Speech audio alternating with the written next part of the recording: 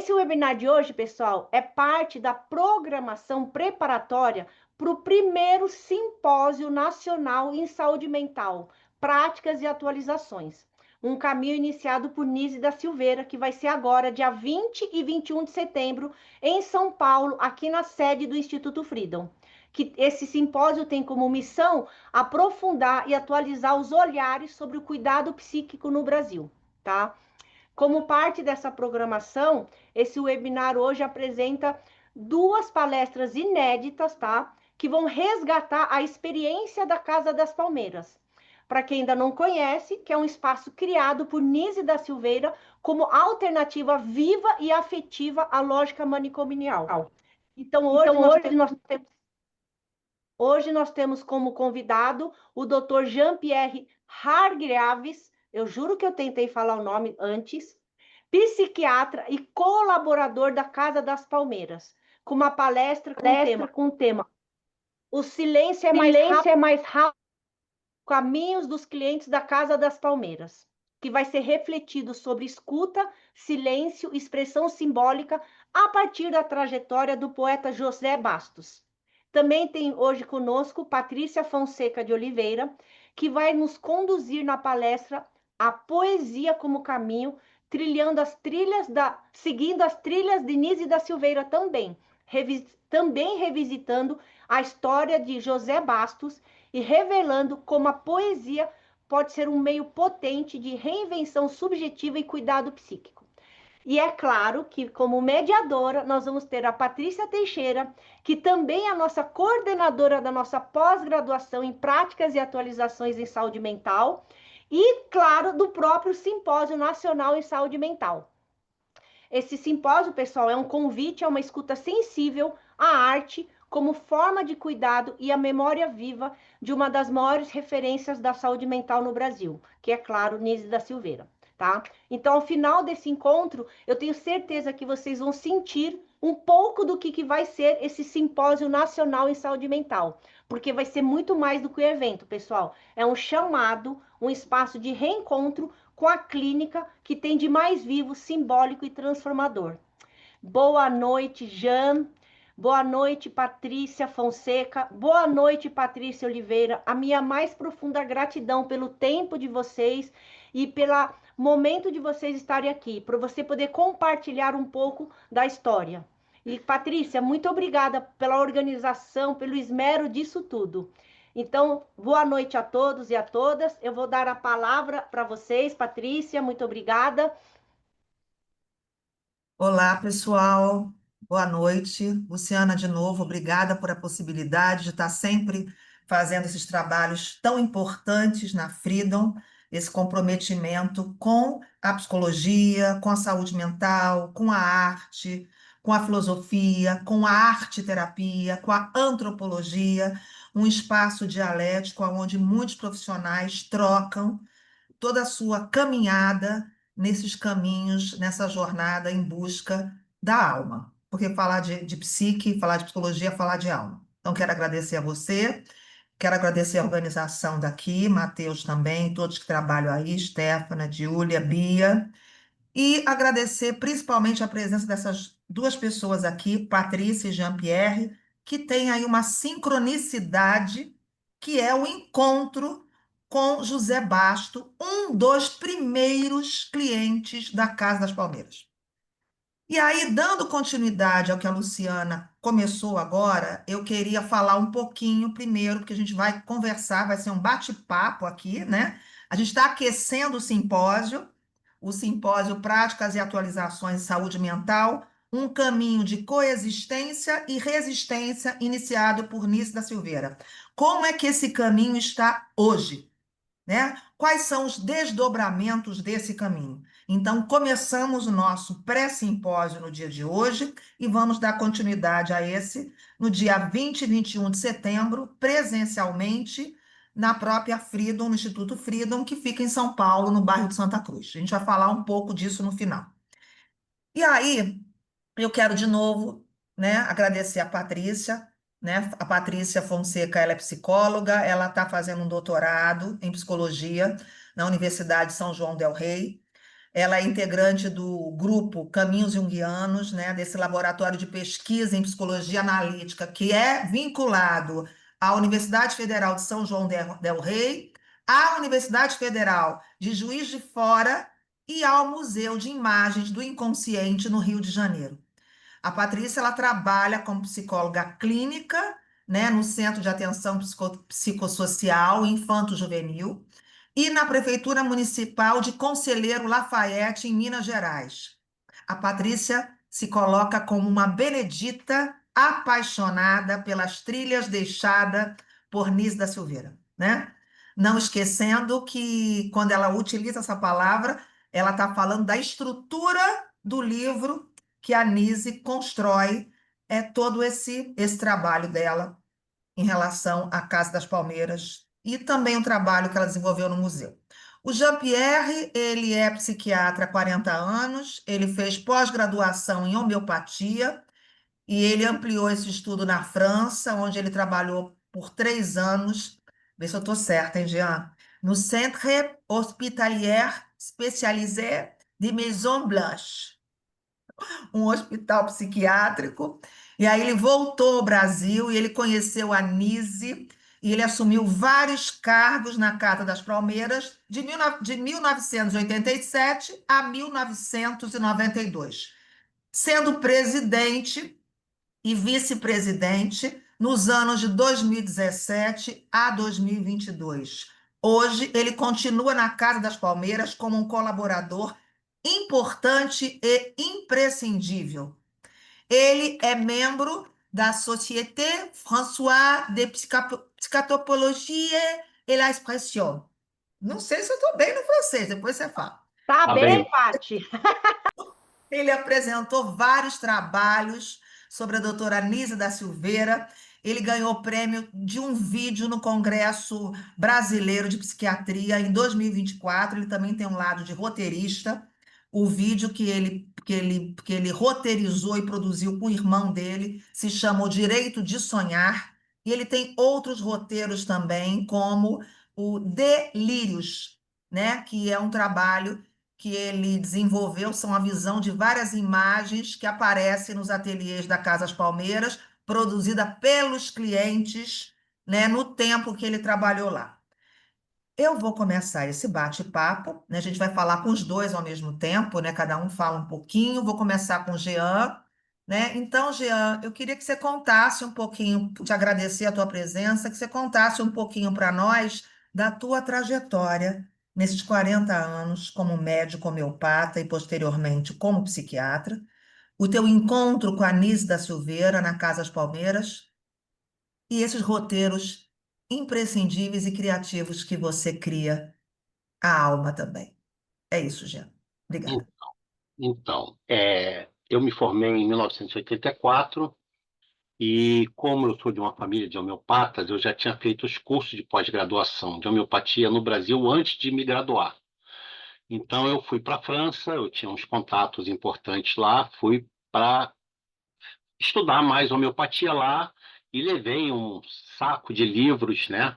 E dentro desse saco de livros tinha os livros da doutora Nise, porque eu já li esses livros pelo interesse de coisas alternativas, né? Fui para lá e eu precisava trabalhar, porque eu não tinha bolsa.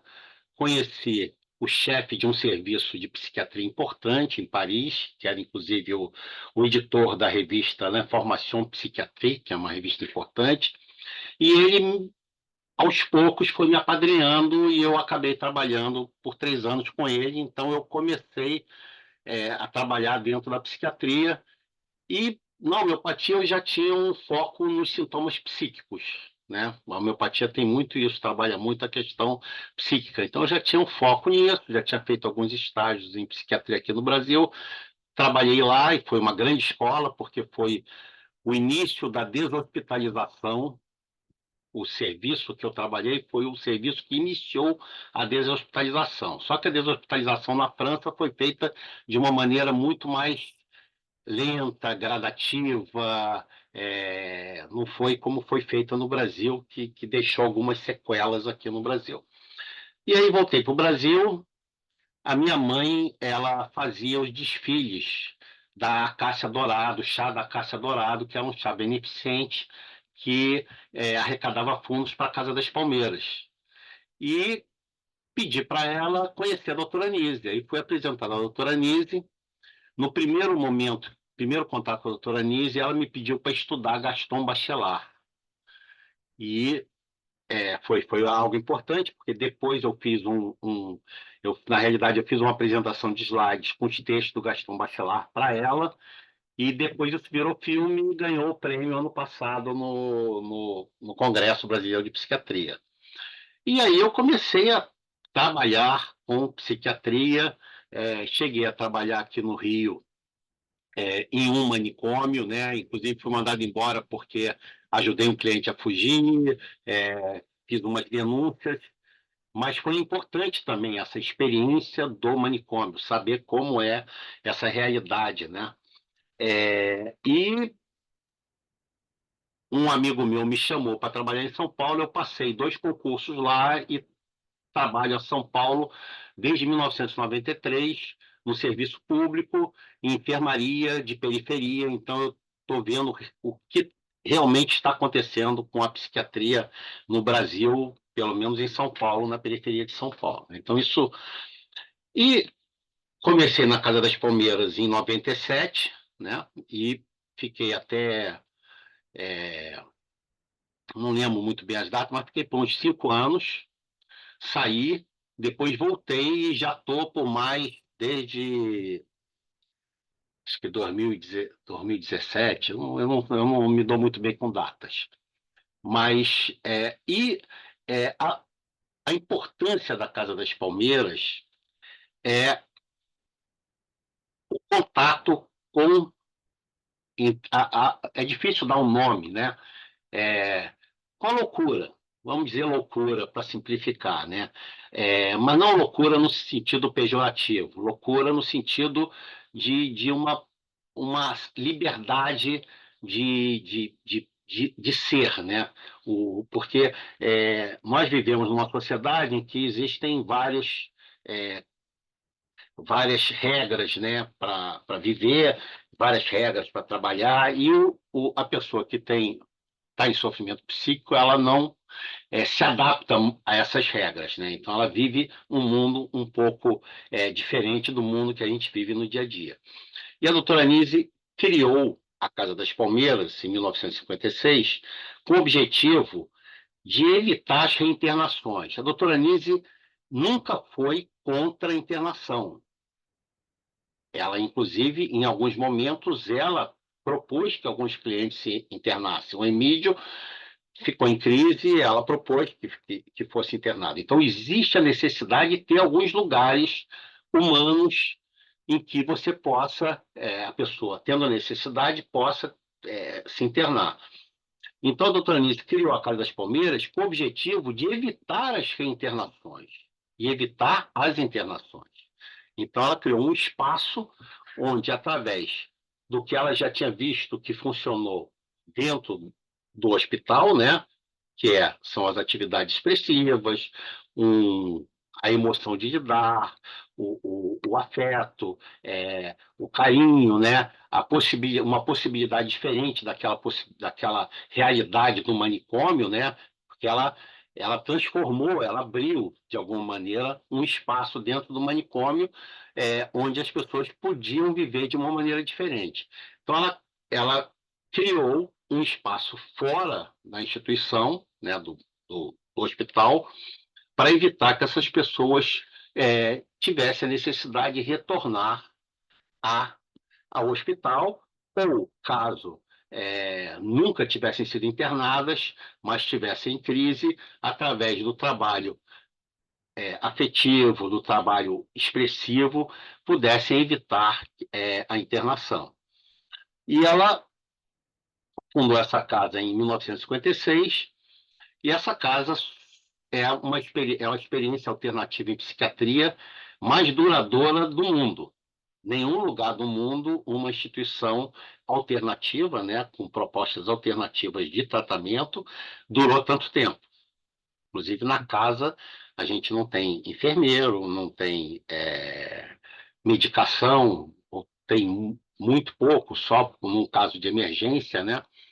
E, e funciona como um espaço fora, fora inclusive da questão psiquiátrica, né? Não tem é, aquela etiqueta de uma instituição psiquiátrica, como o CAPS tem. Queira ou não, o CAPS tem uma proposta de terapia, uma proposta de ser atendido pelo psiquiatra, pela equipe, você tem uma avaliação.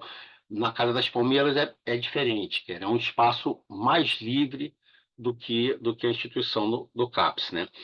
Então, a casa sobrevive esse tempo todo.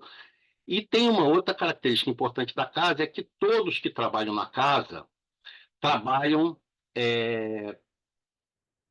porque querem estar trabalhando lá. Eles não ganham, ninguém ganha praticamente nada por trabalhar lá. Então tem o desejo das pessoas estarem ali é outro fator que ajuda muito nesse processo dessa troca e dessa interação com os clientes. E na casa, existe uma outra característica importante e que tem se perdido muito, que é você poder acompanhar o processo dos clientes, né? O que eles têm a dizer, o que eles expressam através das atividades, no decorrer do tempo. Porque isso se perdeu muito. O próprio Franco Basaglia, ele fala, numa certa fala contraditória, ele fala que ele largou a universidade para se dedicar à Gorizia, que foi uma alternativa em que ele fechou o manicômio, né? Mas ele fala que na universidade não se aprende nada. Se aprende no hospital que se aprende, né? Então, para você realmente aprender, entender um pouquinho a psicose, você tem que estar junto. Você tem que estar ali do lado, observando, ouvindo, vendo os detalhes, porque às vezes no discurso que parece confuso, aparecem pepitas, aparecem coisas de uma riqueza extraordinária, né? Então a gente tem que, para a gente trabalhar com isso, primeiro a gente tem que gostar, né? Tem que gostar de estar ali junto, de interagir e tem que estar disposto a aprender. O doutor Anísio falava muito sobre isso, né? Que muitas vezes eles estão muito além da gente. O José Basto era uma pessoa que tinha uma sacação assim profundíssima, né? Então estar do lado dele era como se estivesse do lado de um monge, né? De um guru, né? Então a casa permite isso, permite essa interação, né? E esse aprendizado. É, Você me fala do tempo, porque eu sei que não, é, Fica tranquilo que a gente está no tempo ainda. A gente tem porque ainda mais 10 minutos de fala sua e depois mostrar o filme, que parece que você quer mostrar um pedaço do filme. eu fechei um pouco o espaço do filme que eu quero mostrar. Então, é, então a casa é esse espaço, né? Esse espaço, eu chamo até, eu gosto muito de um termo do Freud, né? Uma outra cena. A casa é como se fosse uma outra cena, porque ela não está inserida na psiquiatria, né, no mundo psiquiátrico, nem psicológico, né? A casa é um espaço livre, onde a doutora Nise fazia questão de dizer isso, que a formação das pessoas não era o mais importante, era até um empecilho, de alguma maneira.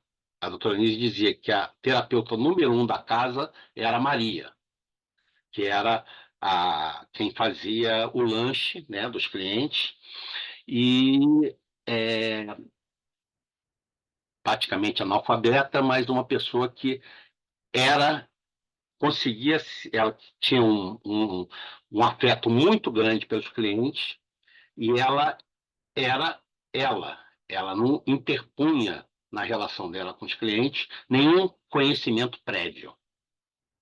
Então, ela não tentava entender o cliente através de, de Jung, de Freud, de conceitos psiquiátricos, nem nada. Ela tinha uma relação de pessoa para pessoa. Isso a doutora Nise, assim, é, achava muito importante, né? Ela, às vezes... Jean, Jean, Hum, eu tô me lembrando que quando a gente conversou, você falando assim, que a casa é esse centro de expressão e convivência, né? E eu achei isso. legal essa fala, né? A casa é uma outra cena, né? É esse espaço fora do contexto psiquiátrico, né? Que É, ela buscou construir isso e que ela conseguiu, né? do contexto psiquiátrico e do contexto capitalista também. Porque você imagina uma casa que sobrevive desde 1956, sempre com grandes dificuldades financeiras. Na época que a doutora Nise estava viva, a doutora Nise não tinha nem noção direito do que era dinheiro, né? Ela não tinha muita noção. E ela não dava importância para isso, mas na época que ela estava viva, a gente conseguia, muita gente dava shows para casa, tinha uma senhora da alta sociedade que era a presidente da casa, que era Bibi Frank Leal, né? Que quem organizava o chá da Cássia Dourada era essa senhora da sociedade, né? Então a doutora Nise tinha um grupo que, de alguma maneira, conseguia manter a casa, né? O Caetano Veloso deu show, é, de graça para casa, né? Os fundos foram arrecadados para casa. Então você tinha, quando ela estava viva, você tinha muito esse movimento, né, que fazia com que a casa conseguia sobreviver. Hoje em dia, é, continua sobrevivendo, mas com dificuldade. Então, e todo mundo que trabalha ali, a maioria, tirando a, a secretária e o rapaz que faz a faxina, todo mundo não recebe. Então, é uma outra característica importante, né? Você tem uma instituição que consegue sobreviver praticamente sem. As pessoas não cobram, pelo seu trabalho. Eu fui presidente durante 2 mandatos, e eu muitas vezes tinha que botar dinheiro do meu bolso para poder fechar as contas, porque por causa da dificuldade. Então, essas características da casa, infelizmente, são difíceis de repetir essas características em outros locais, né?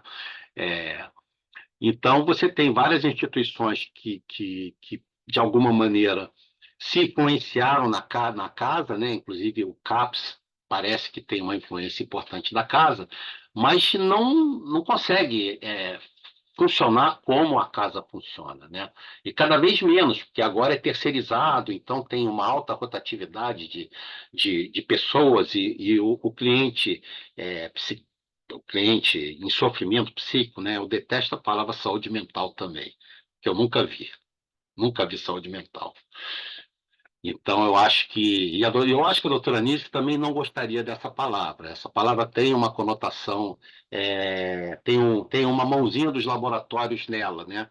Se você sofre, você ou você tem saúde mental ou você tem doença mental. Se você sofre é porque você não tem saúde mental, então teria que se tratar. Bom, mas isso é uma questão polêmica, né? Mas a questão eu falo às vezes, né? Eu continuo na casa porque eu acho que a casa é a evolução do trabalho da doutora Nise. Então, a casa tem que viver, a casa tem que se manter, porque a casa é uma parte importante do trabalho da doutora Nise. O museu tem a sua importância, a doutora Nise queria que a casa e o museu fossem independentes, né? Mas a casa, ela é muito importante porque ela prova que o trabalho funciona, e hoje em dia você tem no mundo vários lugares que têm características parecidas com a casa. Sem conhecer a casa, você tem vários lugares em que as pessoas têm uma convivência, têm a possibilidade de expressão e normalmente são em países ricos, então eles conseguem fazer uma coisa com mais recursos, né? Então, você no Japão, nos Estados Unidos, na Europa, hoje em dia você tem várias instituições que têm algumas características muito próximas dessa visão certamente pioneira da doutora Anise, né? Mesmo sem conhecer. Por isso é que eu sempre tento apresentar alguns trabalhos lá fora, que eu acho que seria interessante inserir o trabalho da Anise dentro da história, né? Dessa história toda, de uma mudança que está havendo no cuidado com as pessoas em sofrimento psíquico, né? Que é, a possibilidade, a questão do afeto, a questão da expressão, né? A gente hoje em dia sabe que essas coisas têm uma efetividade. Agora, o que a gente vê hoje em dia isso acontece em alguns poucos lugares. Na realidade, o sofrimento psíquico tá sem cuidados, né? Eu trabalho numa região que eu vejo os CAPs não têm estrutura para atender todo mundo, os clientes com histórias mais complexas, o CAPS não dá conta, e não tem aonde tratar, né? Porque a reforma psiquiátrica brasileira ela é capsocêntrica, então o CAPS é que teria que é, ser o centro, né, do tratamento com a opção do hospital geral.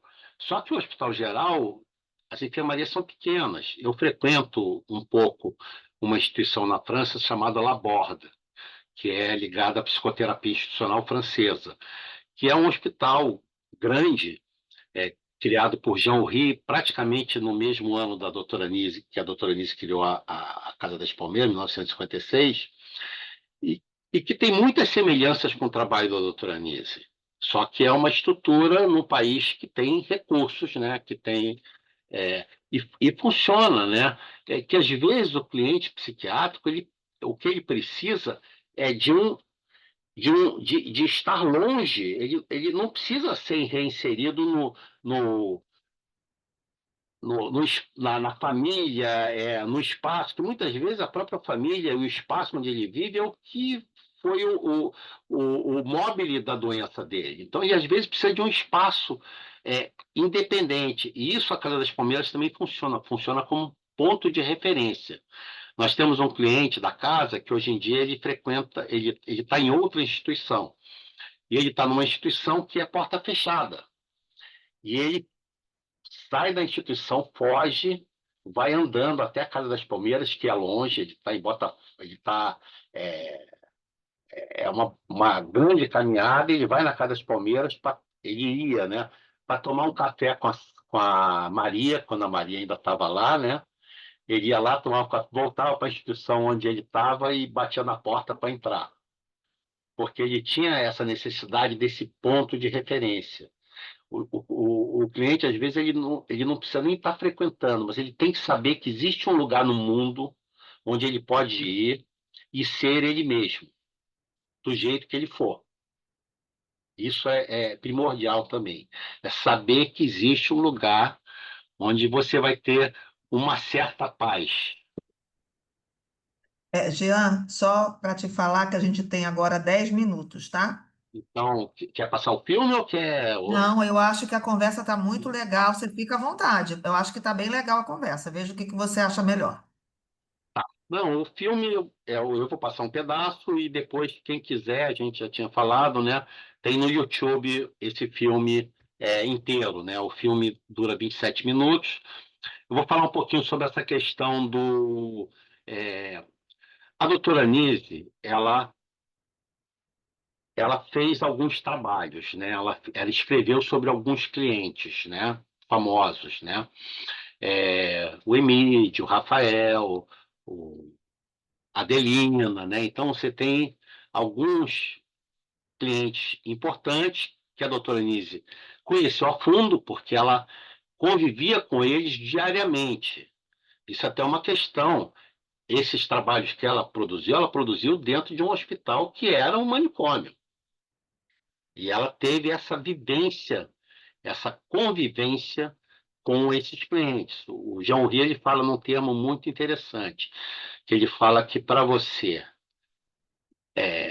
se aproximar Jung. Você tem que ter o avec, né? Tem que estar junto. Estar junto é estar no mesmo espaço e no mesmo tempo. Não é apenas se encontrar. Você tem que conseguir ir para o espaço onde o cliente está e para o tempo onde ele está, que é diferente do tempo onde nós estamos. Então, a doutora Anise produziu vários trabalhos dentro da estrutura que ela tinha lá, né? Fez alguns estudos em série, né? Estudou algumas imagens em série, é, e através dessas imagens, né? Ela se aproximou muito do Jung, né? Porque o Jung tem essa característica que trabalha muito o lado das imagens, né? A questão arquetípica, do inconsciente coletivo, etc. Então, a doutora Nise conseguiu, de alguma maneira, entender um pouco o que se passava no mundo interior de alguns clientes através desse estudo e de outros estudos, né? Ela estudava muito, o Benedito mostra isso, né? Não era só Jung, tinham é, vários outros, é, vários Vários outros autores, né? Como importantes. Bachelard, né? O Lenin, né? Tantos É, outros aí, Spinoza. isso, e certamente, se a doutora Nise estivesse viva hoje, o Benedito ia ser muito maior, porque lançaram muitas coisas. Lá fora, hoje em dia, você tem vários museus que têm espaços de arte bruta, né, de arte de pessoas com problemas, e se fazem muitos estudos sobre esses autores, né, se tenta entender o que eles estão querendo dizer através das imagens, né?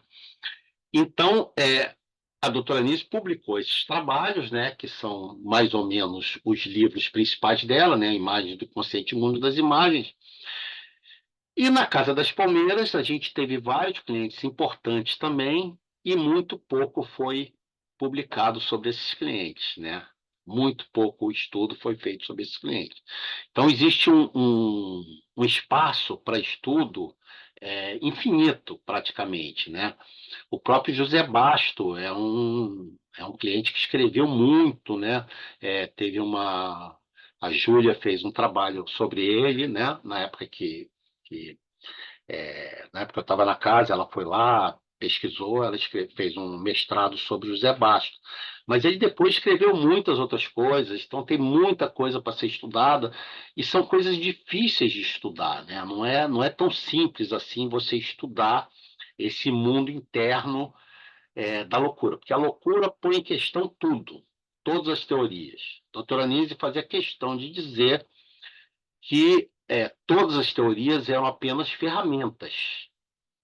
Então, você usa aquelas ferramentas para tentar se guiar nesse mundo é, cheio de questões, né? Num mundo que não te dá uma resposta é, clara, né, sobre o que acontece, porque por mais que você veja, se você vê a loucura de um plano, se você vê apenas através de neurotransmissores e você não vê a substância, né? O que é dito ali, né? Por que, sob o efeito de algumas alterações bioquímicas, o indivíduo vai falar coisas, às vezes, tão profundas, né? A gente tem um dos autores que a doutora Inês mais gostava, era o Artaud, né? E o Artaud, ele falava coisas assim. Você estudar Artaud é pesado, é difícil, porque ele fala umas verdades muito angustiantes, né? Eu vou falar um pouco sobre isso quando a gente for falar do José Basto, porque tem essa questão, né? A psicose está sempre ligada a questões de sentimento, de afeto e questões metafísicas. E essas coisas vêm meio embrenhadas, né? Tem uma conotação religiosa, às vezes, né? E é muito difícil penetrar nesse mundo da psicose, né? Tentar entender um pouco o que acontece ali dentro. A única maneira de de tentar entender o que acontece ali dentro é estando junto. É estando do lado o tempo todo, que foi o que a doutora Nise fez. A doutora Nise passou a vida ali do lado dos clientes que sofriam com sofrimento psíquico importante. O Jean-Ri também passou a vida do lado de clientes que sofriam de. Então, isso é primordial, é estar ali atento, né, observando, estando presente, né? Tem uma foto que eu gosto muito da doutora Nise, tem uma foto dela atrás do Rafael. Então, você vê o Rafael desenhando e você vê um sorrisinho nele, porque ele sabe que ela está ali. Então, não tem palavra, não tem nenhuma troca, tem só presença, né? Então, a presença é primordial, né?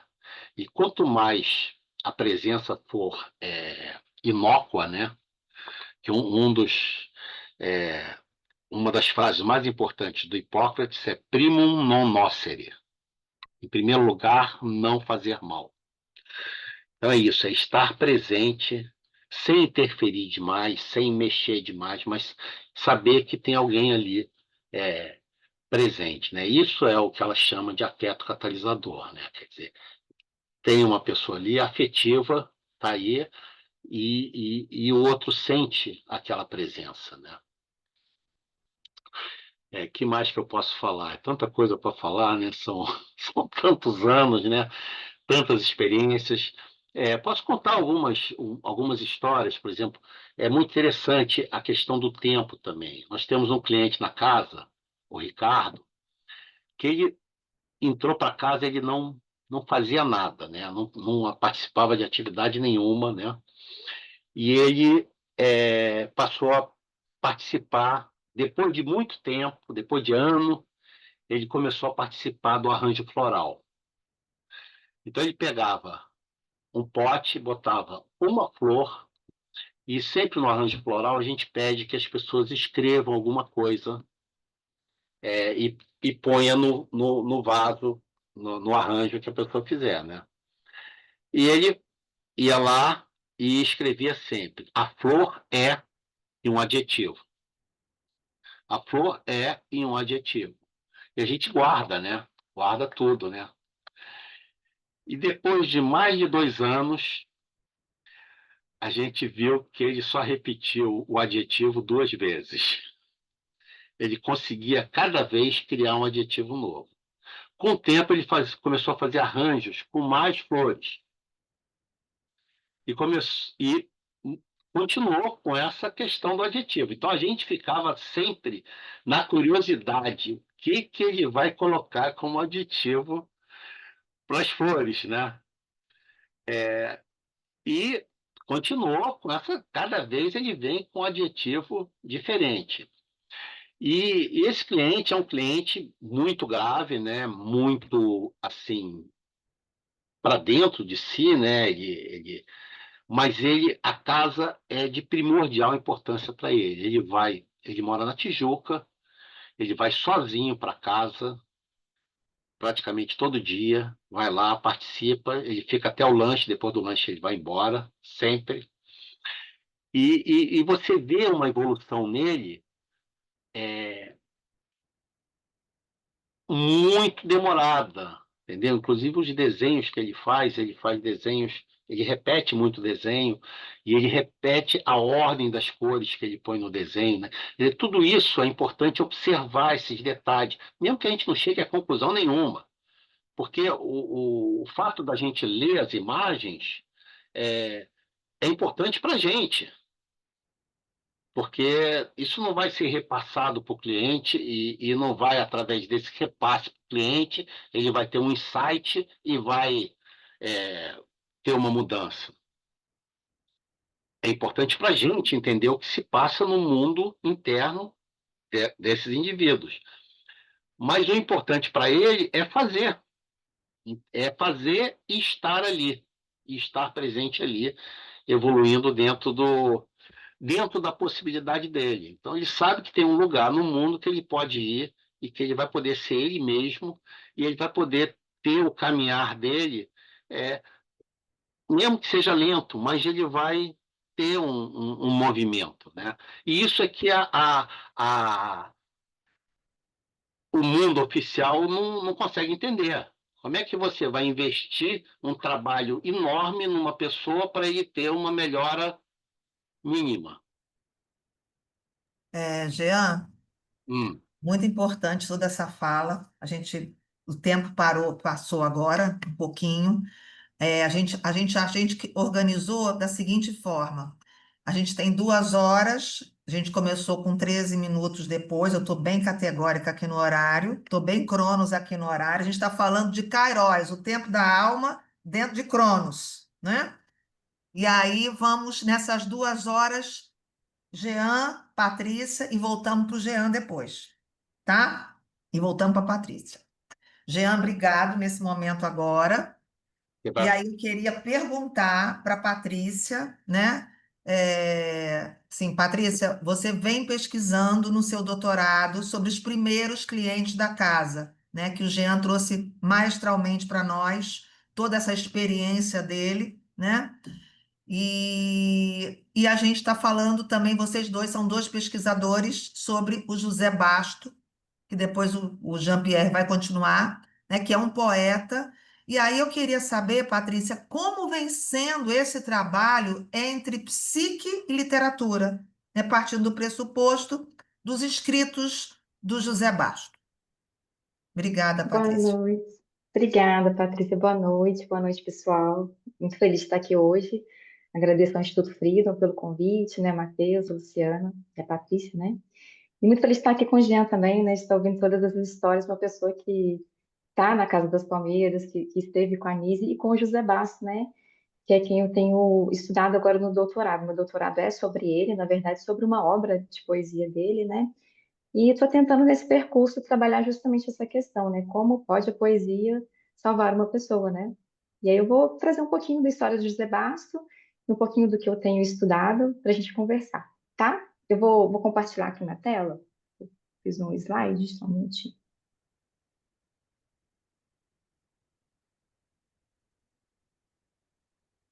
Abrir aqui. Então, a minha fala, eu coloquei o nome A Poesia como Caminho, né? Seguindo as trilhas de Nise da Silveira. E eu vou abrir trazendo um poema do José Basto. De que serve colher rosas se não tenho a quem ofertá-las? Então, é um pequeno trecho de um poema dele que ele traz um pouco dessa angústia, né? Dessa estigmatização da loucura, né? Como é difícil estar apartado, né? Um pouco dessa solidão. E antes de entrar assim, no que eu gostaria de trazer do José Basto, eu quero apresentar quem ele é, né? Um pouquinho do seu percurso, depois o Jean vai trazer um pouquinho da obra dele. Eu queria falar um pouquinho do percurso da Nise com a literatura também, né? Porque quando a gente estuda as obras da Nise, a gente fica muito voltado para as produções plásticas, né? Que é o que se fez mais estudos de séries de imagens, né? Mas os trabalhos na Casa das Palmeiras eram muito variados, né? Tinha mais de 17 atividades na casa, não sei se é o mesmo número hoje, né? Mas então tinha várias possibilidades de expressão. Então, eu estou focando na poesia, que é uma delas, né? E a Anísia ela destacava a relevância da literatura como um instrumento para a compreensão do universo psicológico humano, né? Ao sugerir que a psique pode ser mais bem compreendida por meio da arte do que pela literatura estritamente psiquiátrica. Então, o tempo todo ela estava trazendo a arte como esse lugar de acesso ao outro, né? Realmente saindo desse lugar da psicopatologia. Então, bem o Jean falou, né? E nos seus escritos ela estimulava muitas pessoas a lerem. Então ela chega a falar que ela aprendeu muito mais com Machado de Assis sobre a psique humana do que nos tratados que ela estudou na faculdade, né? Então ela cita o Machado de Assis, o Guimarães Rosa, a gente sabe da relação dela com alguns poetas, como Marco Lucchesi, o próprio Manuel Bandeira, né, que foi vizinho dela. Então a Nise traz a importância da literatura para a compreensão e também como um instrumento de intervenção, que é o que a gente vai ver no trabalho do José Basta, né? Então, para trazer um pouquinho dessa relação da literatura, eu quis trazer também a Nise, eu estou chamando a Nise poeta, que é um outro lado que a gente não conhece muito da Nise, né? Mas a Nise tinha uma escrita muito sensível, que talvez a gente não consiga ver tanto nos livros mais voltados para as análises e tal, né? Mas ela tem esse poema que está publicado no livro que chama Caminhos de uma Psiquiatra Rebelde, que é do Lula Mello, e é um poema, na verdade, que ela nunca publicou, que ela escreveu numa carta para uma amiga, quando ela estava na Suíça, em 1964. Então, eu vou ler esse poema. As montanhas escondem órgãos gigantescos, quase sempre silenciosos. Quando o poeta do espaço eventualmente brinca sobre seus teclados, troveja. O poeta do espaço tem à sua disposição uma infinidade de licores. Hoje, o que ele irá beber? Resina de abetos, luz azul ou neve recém-caída? O poeta do espaço é um andarilho errante. Ele salta de um planeta a outro, de uma estrela a outra, em grandes passadas. Ele não carrega nem cajado, nem sacola. Ele é livre. Ao anoitecer, o poeta do espaço escreveu um poema. Sua pena foi um cirro branco, sua tinta, pequenas nuvens irisadas. O poema durou apenas um instante e ninguém o compreendeu. Então, eu gostei muito de ter conhecido essa poesia da Nise. Eu gosto de pensar no José Basso como esse poeta do espaço, né? Ela trouxe essa imagem tão bonita, né? Não sei se ela tem outros poemas que ela escreveu, a gente não tem tanto acesso aos documentos dela, mas uma escrita muito sensível. E além dessa poesia, a Anise também tem uma escrita muito poética nesse livro, né, que chama Viagem a Florença, em que ela troca cartas, né, com o poeta e amigo dela, o Marco Lucchesi. Então, o Marco, ele é do signo de Sagitário, né, e ela escreve para ele assim numa das cartas. O Sagitário é uma imagem de sublimação. O centauro, aos pés encravados na terra, com mãos firmes, busca orientar a flecha em direção às estrelas. Aí está, porque você sente a nostalgia do mais. Constante afeto, Nise. Então, esse livro de cartas tem escritas muito sensíveis da Nise, né? Muito poéticas, né? Inclusive, é um livro que estava esgotado, está sendo relançado agora, tem pré-lançamento. E outros dois livros da Nise também que eu acho muito interessantes, que ela traz uma linguagem muito poética, é o Nise da Silveira, Gatos, a Emoção de Lidar. Então, ela vai praticamente uma declaração de amor aos felinos, né? Então, ela traz vários poemas sobre gatos, relação de alguns autores da literatura com seus felinos, e estudos também, né, sobre o gato enquanto uma ligação com os arquétipos e tudo mais. E o livro Cartas da Spinoza também, que ela escreve uma série de cartas, né, a esse autor que foi tão caro para ela, né? Então, ao passo que ela ia estudando a obra de Spinoza, que tantos séculos separam um do outro, né? Mas ela se põe nessa posição de uma apaixonada pelo Spinoza e escreve essas cartas. E lá ela fala muitas coisas, inclusive da vida pessoal dela. Então, são cartas muito bonitas. Então, eu quis trazer essas obras, trazer um pouco dessa escrita poética da Nise, né? Então, esse olhar que ela tinha para a poesia também. E agora eu vou apresentar propriamente, né, o José Basto, né? Eu coloquei o José Basto, o poeta, né? Então, ele foi um poeta e o primeiro cliente da Casa das Palmeiras. Então, a Anísia dizia que era o cliente número um, porque ele entrou na casa antes dela ser inaugurada, na verdade, né? Então, ele foi acompanhado pela Anísia antes da inauguração oficial. Nísio o conheceu por um acaso ao voltar do trabalho do Hospital Psiquiátrico de Engenho de Drento com o colega de trabalho e também psiquiatra Carlos Alberto Teixeira Basto, o irmão de José. Então, na ocasião, o seu José estava sendo visitado em sua 13ª internação. Em um gesto emblemático, Nício da Silveira diz a José que se encontrava deitado no leito hospitalar. Levanta, José, vamos sair daqui. Nesse mesmo dia, José Basto começou a frequentar a casa, né, antes de inaugurar, então acho que tem muito do José Basto até na construção desse espaço, né, embora isso não apareça de uma maneira explícita, mas eu acho que de uma maneira velada, sim. E ele nunca mais foi reinternado a partir do convívio na casa. E antes disso, ele tinha passado por 11 internações, em 13, né, aliás, em 13 internações em 11 anos, né, mais de uma internação por ano, né? E a primeira foi em 1948, quando ele tinha apenas 28 anos de idade. Então, um pouquinho da biografia do José, para a gente conhecer ele, né? Ele nasceu em 11 de janeiro de 1920, no Rio de Janeiro. Foi criado em uma família muito tradicional, educado com uma disciplina muito rígida. Quando jovem, ele queria ser frade, não foi aceito por religiosos, eu desconheço a razão, e veio se tornar instrutor de pilotagem aérea, profissão que ele exerceu por alguns anos, vindo a ter vários alunos. Então, eu gosto de pensar que, desde jovem, ele já era dedicado a voos, né? Depois, esses voos foram na literatura, na escrita, na arte dele. E simpatizante das ideias do Partido Integralista, ao reconhecer o apoio deste ao nazismo, começou a passar por intensas crises emocionais, sentindo-se culpado e perseguido por ter apoiado indiretamente a causa. Então, esse foi o grande gatilho, né, da primeira crise de José Basto, que levou a sucessivas internações depois, né. Então, o primeiro surto psicótico acontece em 1945, né, a gente estava no auge da Segunda Guerra, né, no início, quando ele ainda trabalhava na aviação. E em 48, essas crises foram se agravando, né? Então, ele se sentia perseguido, ele tinha um quadro persecutório, pelos nazistas e veio essa primeira internação. E depois dessa internação, ele passou por várias outras, né? Nunca conseguindo realmente se estabelecer no seio da sua família. Depois disso, ele passa por um movimento que a gente chama, né, na psicologia analítica de enantiodromia, né, que é uma mudança, né, na relação com a realidade, que a gente vai para o oposto, né, um tensionamento de opostos, e os valores que ele valorizava tanto anteriormente, ele passa a estabelecer o contrário, né? Então, ele passa a aderir às ideias do comunismo. Então, deliberadamente, ele fala que ele era comunista. Em suas palavras, comunismo para ele significava a felicidade comum a todos. Nos anos 50, ele passa a frequentar terreiros de Umbanda, então ele tinha uma questão muito ligada à cultura nacional, né?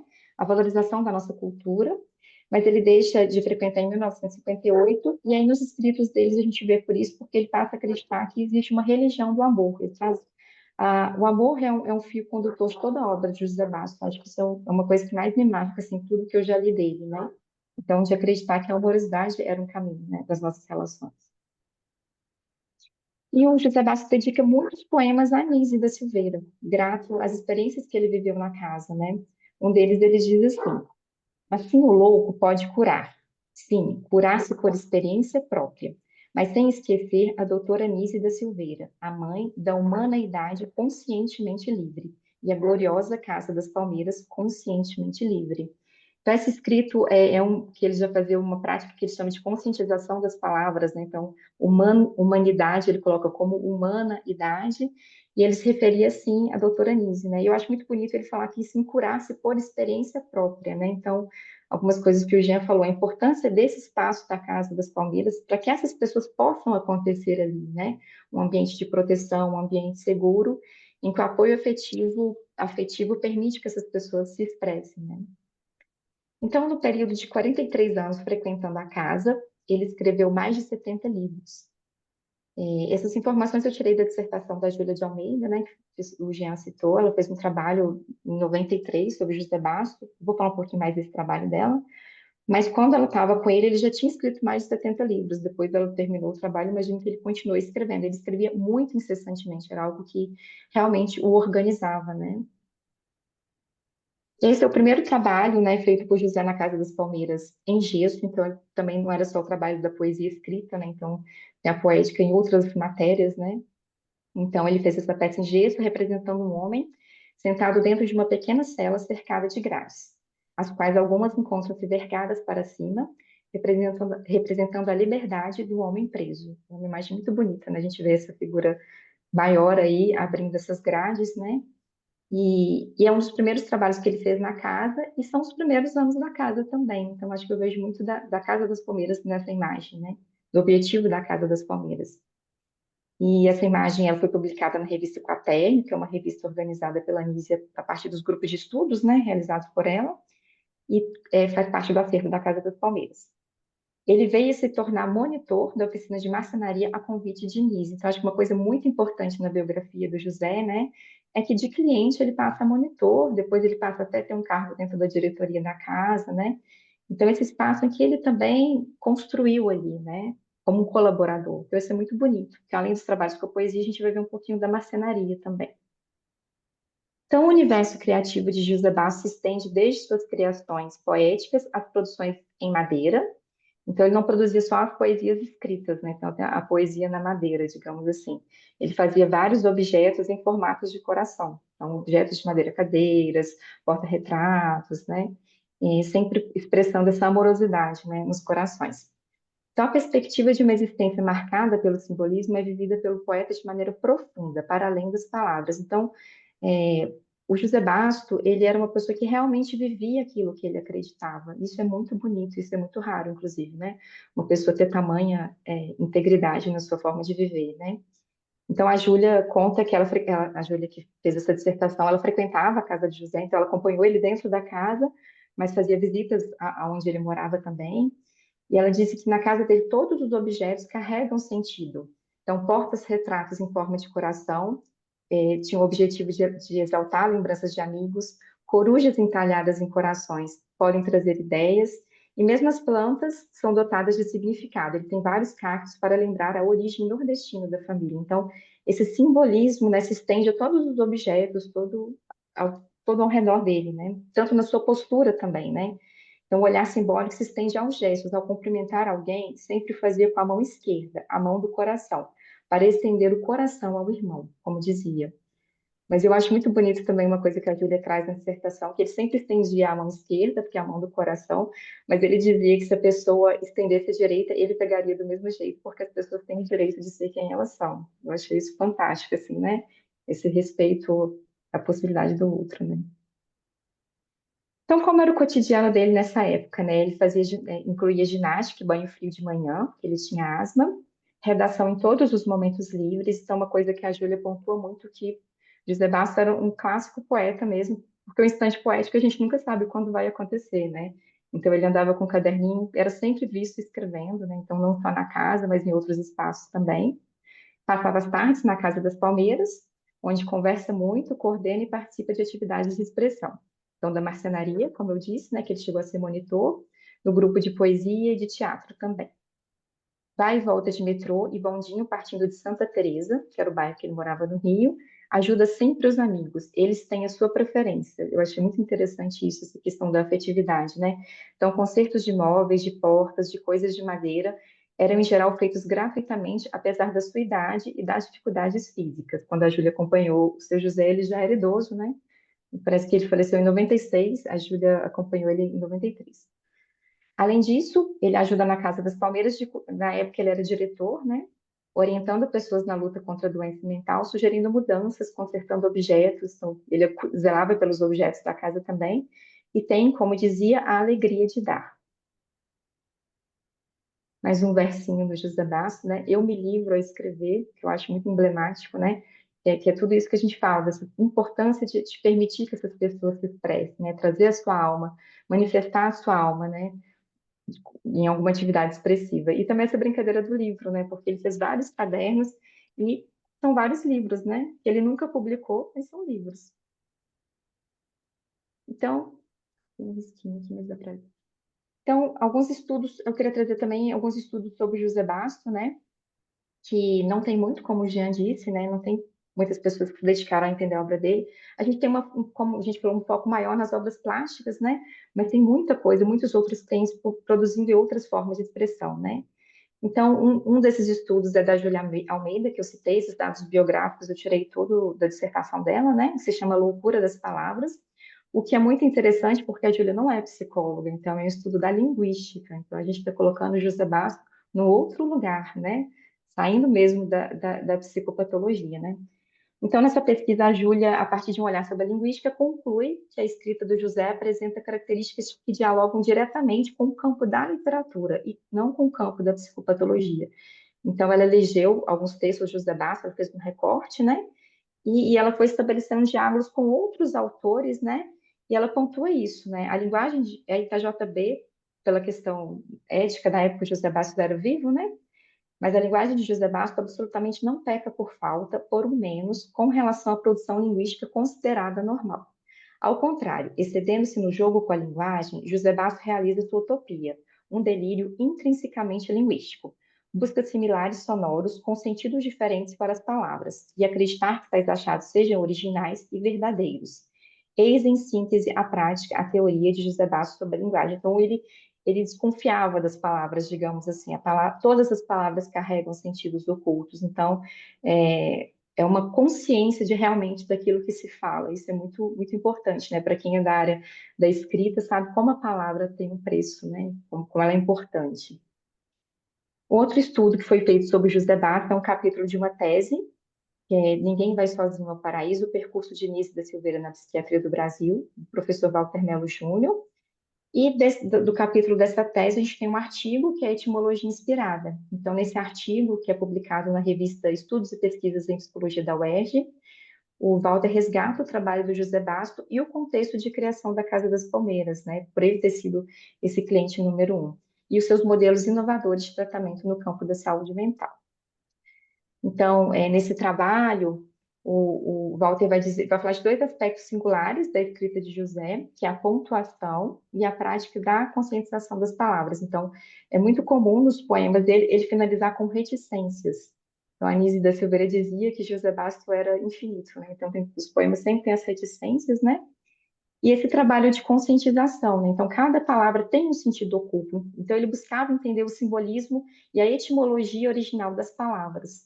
Então, ele se preocupa com o sentido original das palavras e com a possibilidade de uma melhor comunicação entre os homens. Então, ele quer entender as palavras para que elas sejam o mais claras possíveis, para que não haja ruídos na comunicação, que para ele era isso que causava as guerras, as dificuldades, né?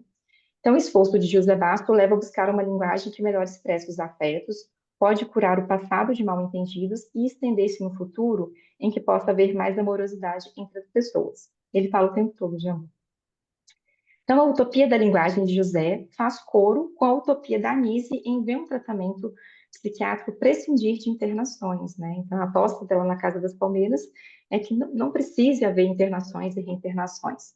Então, José, o primeiro cliente da casa, escreve um recado para a humanidade. Então, um texto que está publicado num dos livros da Anise, no qual ele pede a criação de uma Casa das Palmeiras em cada bairro. Tamanha a importância que ele via nessa instituição, né? O quanto ela fez por ele. Então, coloquei só uma provocação para a gente pensar, porque é uma coisa que me provoca muito quando eu leio o José, né? Estou muito mergulhada na obra dele agora. Quantos de nós nos preocupamos com a potência e o significado das palavras que usamos, né? A gente às vezes banaliza tanto o nosso dizer e ele traz isso, uma consciência profunda do que é dito, né? Eu acho isso muito, muito importante, assim. E alguns outros estudos também sobre, como eu disse, né, a parte da marcenaria, né? Coloquei essas duas imagens são só ilustrativas, não são obras do José, né? Mas ele fazia muitas cadeiras para esse formato de corações e porta-retratos também em formato de coração. Então, Oswaldo dos Santos foi um psiquiatra que trabalhou na Casa das Palmeiras e depois ele até desenvolveu a questão da terapêutica ocupacional mais voltada para grupos, né, em outras instituições. Mas nessa época ele fez um artigo sobre José Basso, em 1962, que ele queria demonstrar um caso clínico onde a atividade de mercenaria forneceu possibilidades autoexpressivas através da livre associação. Então, nesse estudo, ele demonstrou como todo tipo de ocupação pode ser afetiva. Então, a marcenaria, às vezes, poderia ser olhada como uma atividade mais objetiva, né? Só consertar móveis, fazer objetos, mas não, o José Basso conseguiu expressar muito ali, né? Ele fez obras artísticas, né? Com esses corações. E, na época, o José Basso tinha 41 anos. Esse é um objeto feito pelo José Basta, uma cadeirinha. A fotografia não está muito boa, que é bem antiga, né? Mas é uma cadeirinha de criança, ela é toda feita de corações. O encosto em formato de coração, né? As laterais e o assento também. Então, aí uma fala do José Basto sobre essa cadeira. Essa cadeira é destinada ao futuro da humanidade. Ela é dedicada às crianças que não têm assistência do amor, especialmente para as crianças pobres, embora o seja também para as ricas. Quando eu era menino, se tivesse uma cadeira dessa, ficaria muito contente e satisfeito. Vai servir por isso como um guia da infância, como um símbolo do amor que ela é. Então é muito bonita a forma como ele realmente simboliza essa amorosidade nos objetos que ele produz, né? E eu acho muito bonito esse olhar inclusivo, né? Vai ser para as crianças pobres, mas é também para as ricas, né? Para todos, né? E o Oswaldo também fala nesse artigo sobre outros objetos, o porta-retrato, né, que ele usava para colocar o amor ali, o amor e a consciência completa, como ele dizia, e balanças também que ele fazia, que eram balanças suspensas por um coração, então onde pesava de um lado a consciência positiva e a negativa. Ele faz muito no trabalho dele essa coisa da busca do equilíbrio dos opostos. Eu acho que é uma coisa que atravessou muito ele, por ele ter tido essa mudança tão radical, né? Quando ele realmente percebe que houve o apoio ao nazismo, né, do Partido Integralista. Então ele traz o tempo todo esse conflito de opostos, né? Patrícia, como é poético tudo isso, né? Sim, Esse guia para a infância, né? Esse servir para todos os lados, né? sim. É um símbolo Esse, realmente de amor, de troca, de plenitude, né? Sim, e ele fala o tempo todo do amor como a base da importância. Ele fala da religião do amor, ele chama assim, quando ele fala do amor, né? Seria a base das nossas experiências, né? E eu acho muito bonito porque, assim, alguns poemas são anteriores à Casa das Palmeiras, mas a maioria foi feita a partir da experiência dele lá. Então, acho que uma coisa que a gente pode pensar o quanto aquela afetividade daquele espaço, aquele acolhimento de um lugar que ele nunca mais saiu para ser internado, isso é muito importante, né? Como essa amorosidade se manifestou na sua obra, né? Então, isso é muito bonito mesmo, né? Ele é um poeta que vai muito além das palavras, né? Um poeta. Eu até falo disso agora, né? Que eu acho bonito, assim, né? O Jean falou do Bachelard, eu também estou mergulhando bastante nele agora, que o Bachelard fala do poeta da mão, assim. Eu até li um trechinho do Bachelard que eu acho que cai muito bem para quem é o José, né? Então ele diz assim: um escritor romântico, pintor nas horas vagas, acreditava fazer voto de realismo ao proclamar: para mim, o mundo exterior existe. O gravador se compromete mais. Para ele, a matéria existe. E a matéria existe imediatamente sob a sua mão obrante. Ela é pedra, ardósia, a madeira, cobre e zinco. O próprio papel, com seu grão e sua fibra, provoca a mão sonhadora para uma rivalidade da delicadeza. A matéria é, assim, o primeiro adversário do poeta da mão. Assim, com a mais extrema delicadeza, a mão desperta as forças prodigiosas da matéria. Todos os sonhos dinâmicos, dos mais violentos aos mais insidiosos, do sulco metálico aos traços mais finos, vivem na mão humana. Síntese da força e da destreza. Então, ele diz, onde se via a matéria, né, a madeira, por exemplo, o José Data, ele via a possibilidade do afeto expresso em seus corações, né? Então, eu acho isso muito bonito, ver ele como poeta da mão, né, tanto da mão que escreve, mas como essa mão que esculpe também, como essa mão que se oferece ao outro, na mão do coração ao outro, de consertar as coisas do outro, né? Então, ele é todo amor, eu diria assim, né? Então, e só para finalizar um pouquinho a minha fala, né, que o Jean vai trazer um pouquinho da obra do José, mas falar também de como ele aparece na obra da Anísia da Silveira, né, porque ela cita ele em alguns momentos, assim. Então, José Basso não teve sua obra analisada pela Anísia, como outros trabalhos, né, esses artistas famosos que o Jean falou, por exemplo, né, mas ele é citado por ela no livro Imagens do Inconsciente, ao tratar das questões afetivas dos pacientes psiquiátricos e suas dificuldades em experienciar o afeto após anos de exclusão e silenciamento.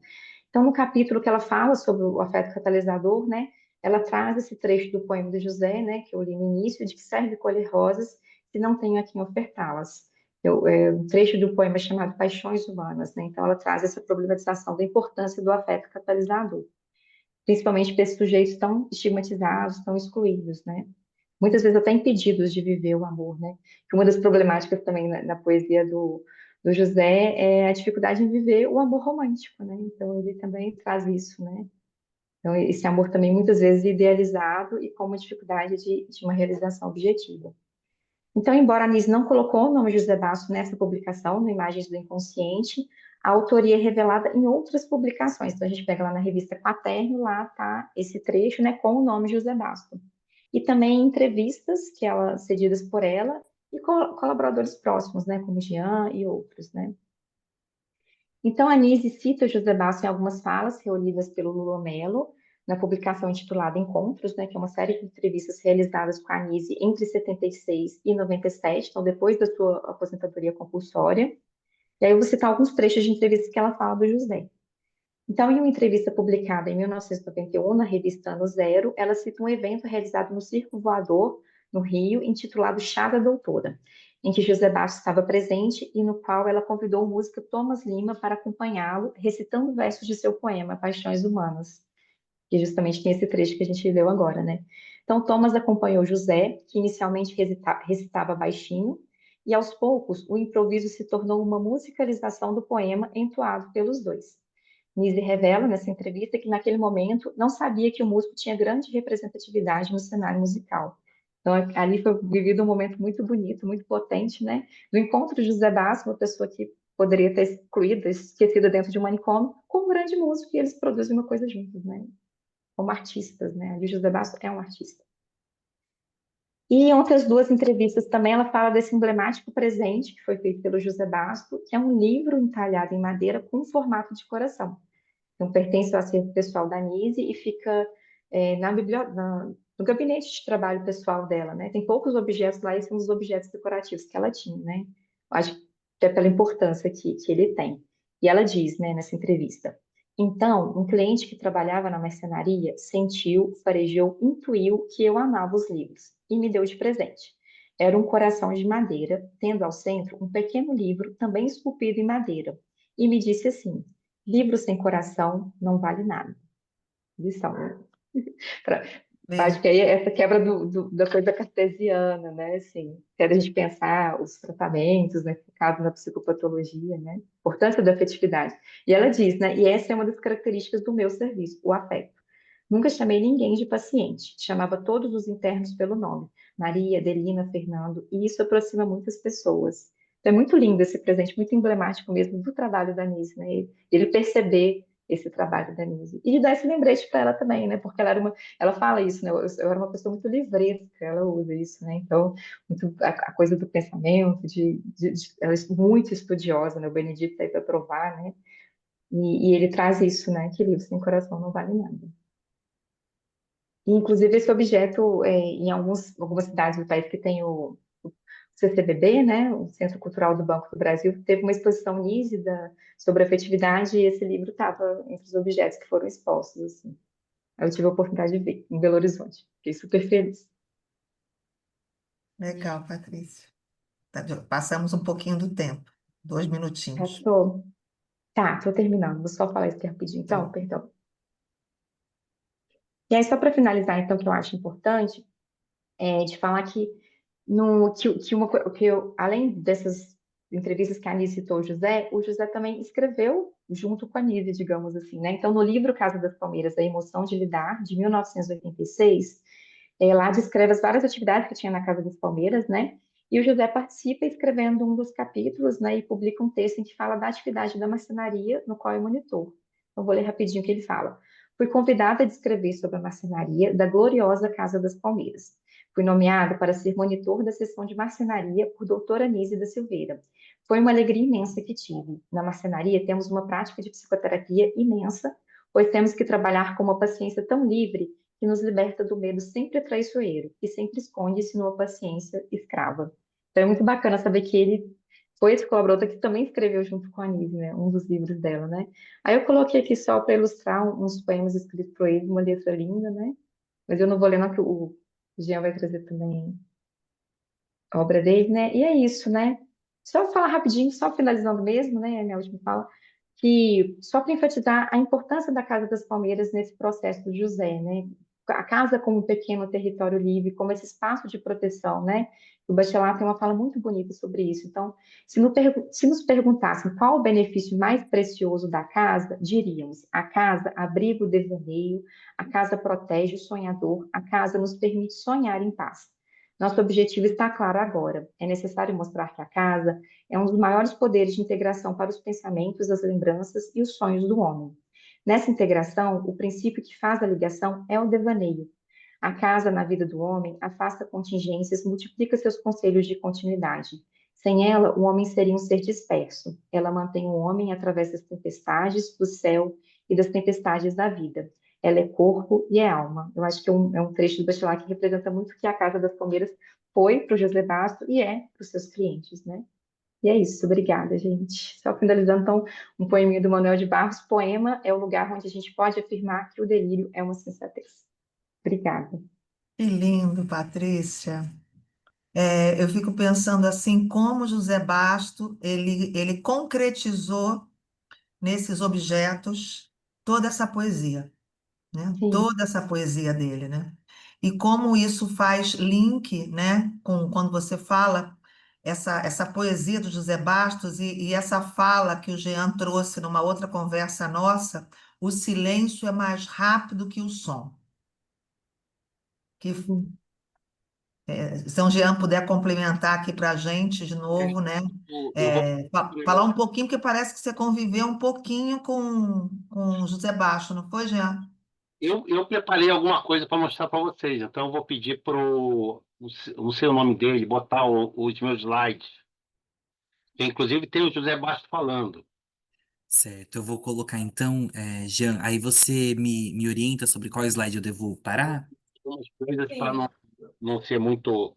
Mas é interessante o trabalho que eu vou mostrar. Inclusive para a Patrícia. Pode colocar um S no final, tá? Que aí fica Patrícias.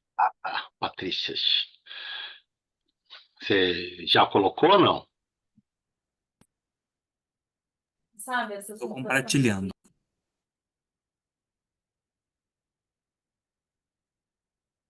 Bom, Consegue me confirmar? Tá aparecendo para todo mundo? tá aparecendo? Eu estou vendo. Está aparecendo, sim, a Então, capa. Show, Sim, tá obrigado. aparecendo. então isso é um das marcenarias do Zé Basto, em que ele botou um retrato dele na marcenaria, né? E eu fiz um trabalho sobre o ABC do meu verdadeiro sentimento de conservação, que é um texto dele filosófico, né? Não é nem tem um lado poético, mas tem um lado filosófico. Pode passar.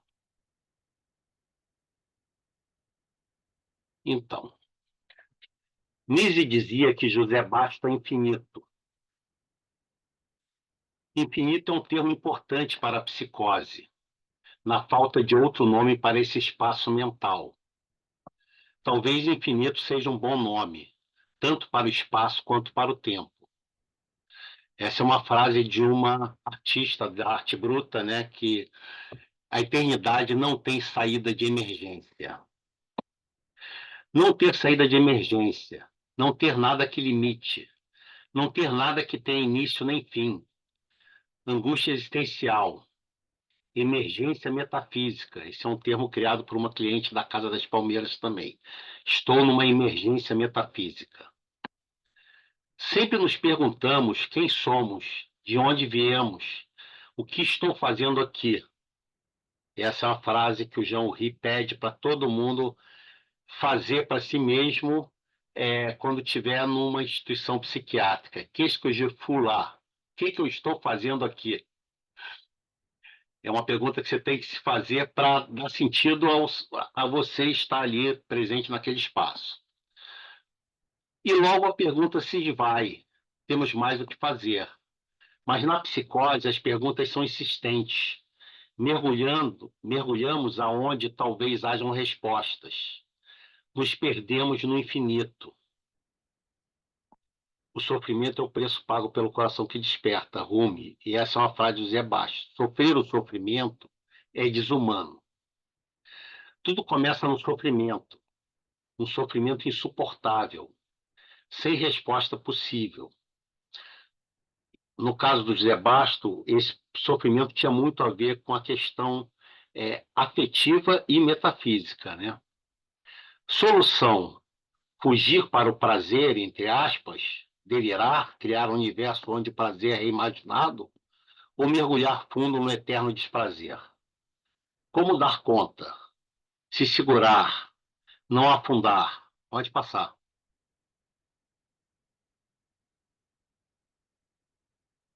José Basto, pode voltar. José Basto principalmente escreveu. Eu me livro ao escrever. Criou uma ordem materialista naturalista, para organizar as suas ideias.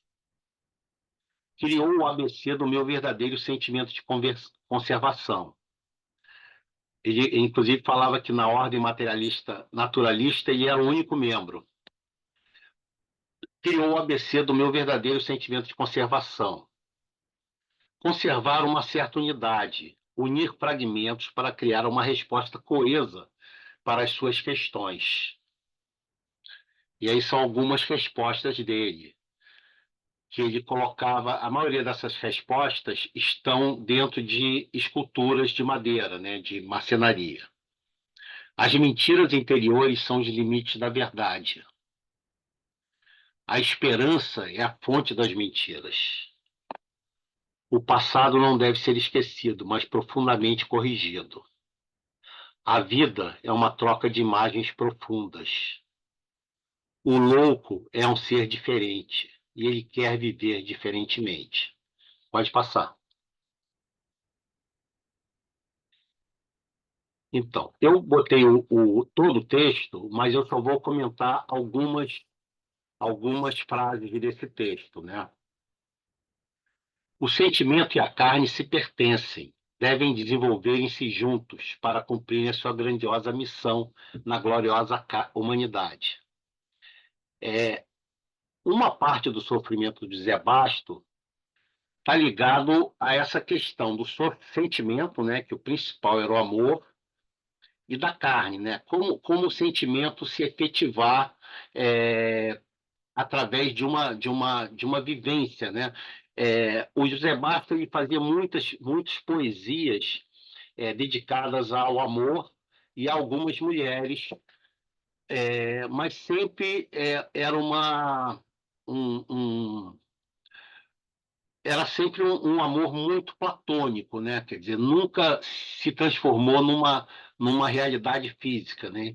Então ele fala dessa questão, né?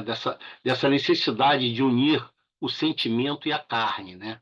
Que é uma coisa que a religião tenta separar muito e que é causa de muito sofrimento, né? Essa visão religiosa de separar, né? Da carne ser relegada para o segundo plano. Pode passar.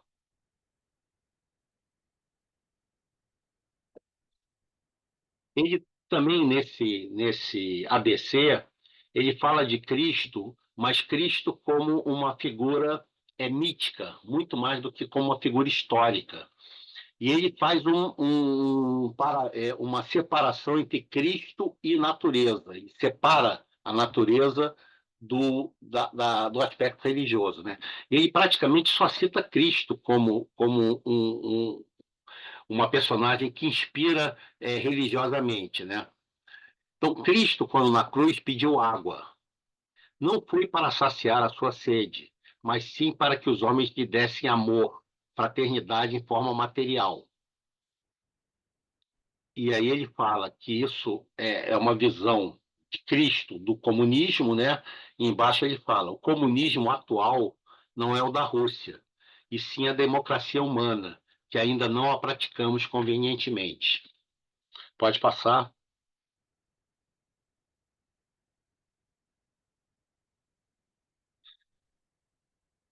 Esse outro tema aqui é muito interessante, importante. A razão pede, a consciência paga, né? Essa separação que ele faz da razão para a consciência. A razão, ela organiza o pensamento e ela cria uma lógica para qualquer coisa. Você tem até dentro da psicopatologia o que a gente chama de racionalismo mórbido. Quer dizer, você pode explicar o que você quiser através da razão. A consciência, ele mesmo quando ele faz as poesias, ele põe consciência, ele separa, né? Consciência, quer dizer, conhecimento. E conhecimento que parte da experiência, né? Então, ele fala, a razão pede, né? Você, através da lógica, você pede alguma coisa. A consciência paga o preço. Pode passar. Pode passar mais de uma. Volta um pouquinho. Volta um pouquinho. Volta. Mais uma. Pronto. Isso aqui é uma poesia. É muito bonita a poesia, né? Essa Alice era a doutora Alice, que era o braço direito da doutora Anísia da Silveira. É uma senhora, né? Uma senhorinha que estava sempre na Casa das Palmeiras todo santo dia, né? Essa poesia é muito bonita, né? Alice, a lembrança de um copo d'água a um sedento, marca no coração deste a gratidão. Se for sincero, jamais se apagará. Se não for, acontece como sempre, o veneno da ingratidão, destruindo o caráter, leme do progresso humano. Bebi a água que me deste, sim, porque o sedento é quem escreve. Achei a princípio que o prêmio era pequeno e barato. Sim, era mesmo pequeno, mas o amor com que foi dado era infinito. Pode passar. E de pequeno que era aquele presente, tornou-se um mundo dentro de meu coração. O copo d'água refletia com sinceridade seus olhos de bondade e amor. Sim, porque trazia em si uma água puríssima, a gratidão. Fez com que em meu coração estas gotas d'água pura se transformassem a princípio em uma fonte, depois em um mundo. Pode passar. Pode passar. Aqui ele fala dessa separação do Cristo com a natureza, né? Responsabilizarmos Cristo como autor da natureza, é fugirmos da natureza e sua escola, como também é fugirmos de nosso caráter bom, para que indiretamente lutemos contra esse Cristo.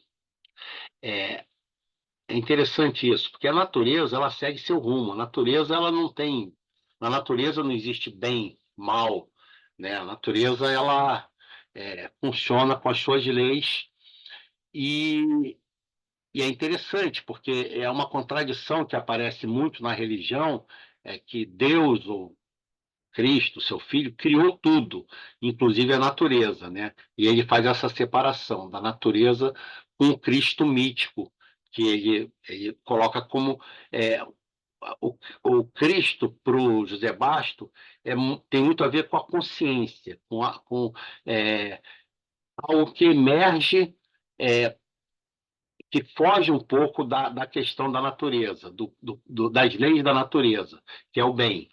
Pode passar. Mais uma. Mais uma,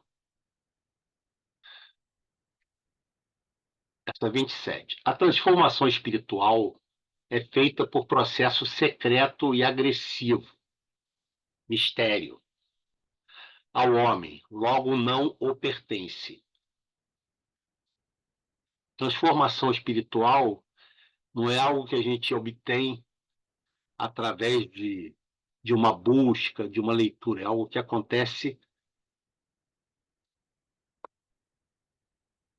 de uma maneira que a gente não tem controle. Acontece ou não. Pode passar? Amai o próximo como a si mesmo. Porém, se nós nos desprezamos, também vamos desprezar nosso próximo, por este ser igual a nós mesmos. Muito interessante isso, né?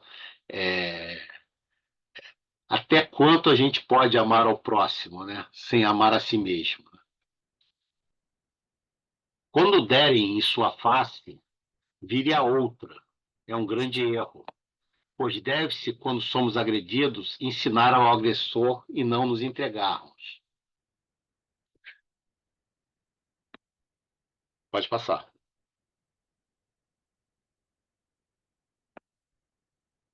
Perdoar cria desocupados. Ensinar cria trabalhadores do bem. Ensinar nossa consciência. Ele foge um pouco de uma visão religiosa, né? No sentido de que a gente tem que perdoar, de que a gente tem que, se derem um tapa na nossa face, dar a outra face, né? Depois ele vai falar, inclusive, da questão da fé. Pode passar.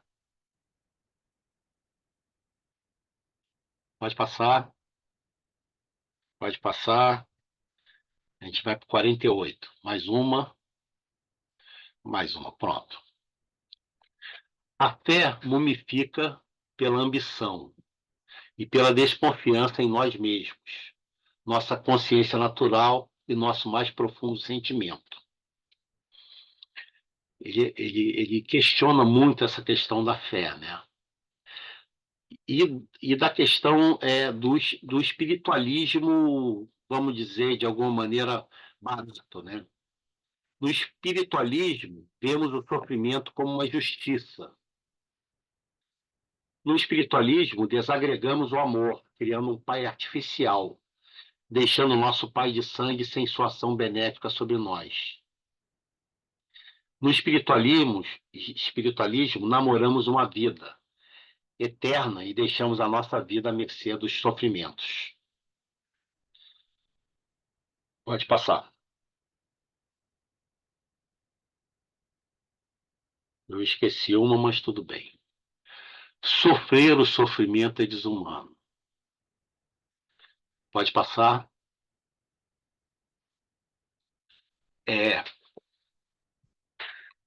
Esse texto todo do José Bastos é um texto para ser estudado com muita calma, discutir questão por questão, né? Porque é um texto muito rico e que passa um pouco de como ele via algumas questões importantes, né? Cristo, o espiritualismo, o perdão. Então, é muito importante esse texto no sentido da gente entender um pouquinho uma tentativa dele de solucionar questões que estão por trás do sofrimento dele, né? No grupo de poesia, eu fazia o grupo de poesia na Casa das Palmeiras nessa época, né? E normalmente eu levava várias imagens, né? Eu escolhia algumas imagens e botava em cima da mesa e os clientes escolhiam imagens e se inspiravam nessas imagens para escrever uma poesia, né? Esse grupo de poesia é de 8 de 1990. E o José Baixa escreve: fechei meus olhos e tirei uma estampa, pois pedi ao Jean-Pierre, um cientista da psicanálise conscientemente livre, para assim proceder. Me veio duas estampas. Uma eu ia ficar, porém o nosso Jean-Pierre, boníssimo, conscientemente livre, disse que minha mão também tocou a outra estampa.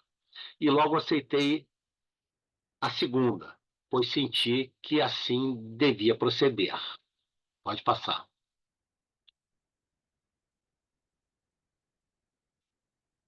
Cientistas, isso é uma mensagem para todos nós que estamos nessa área, né?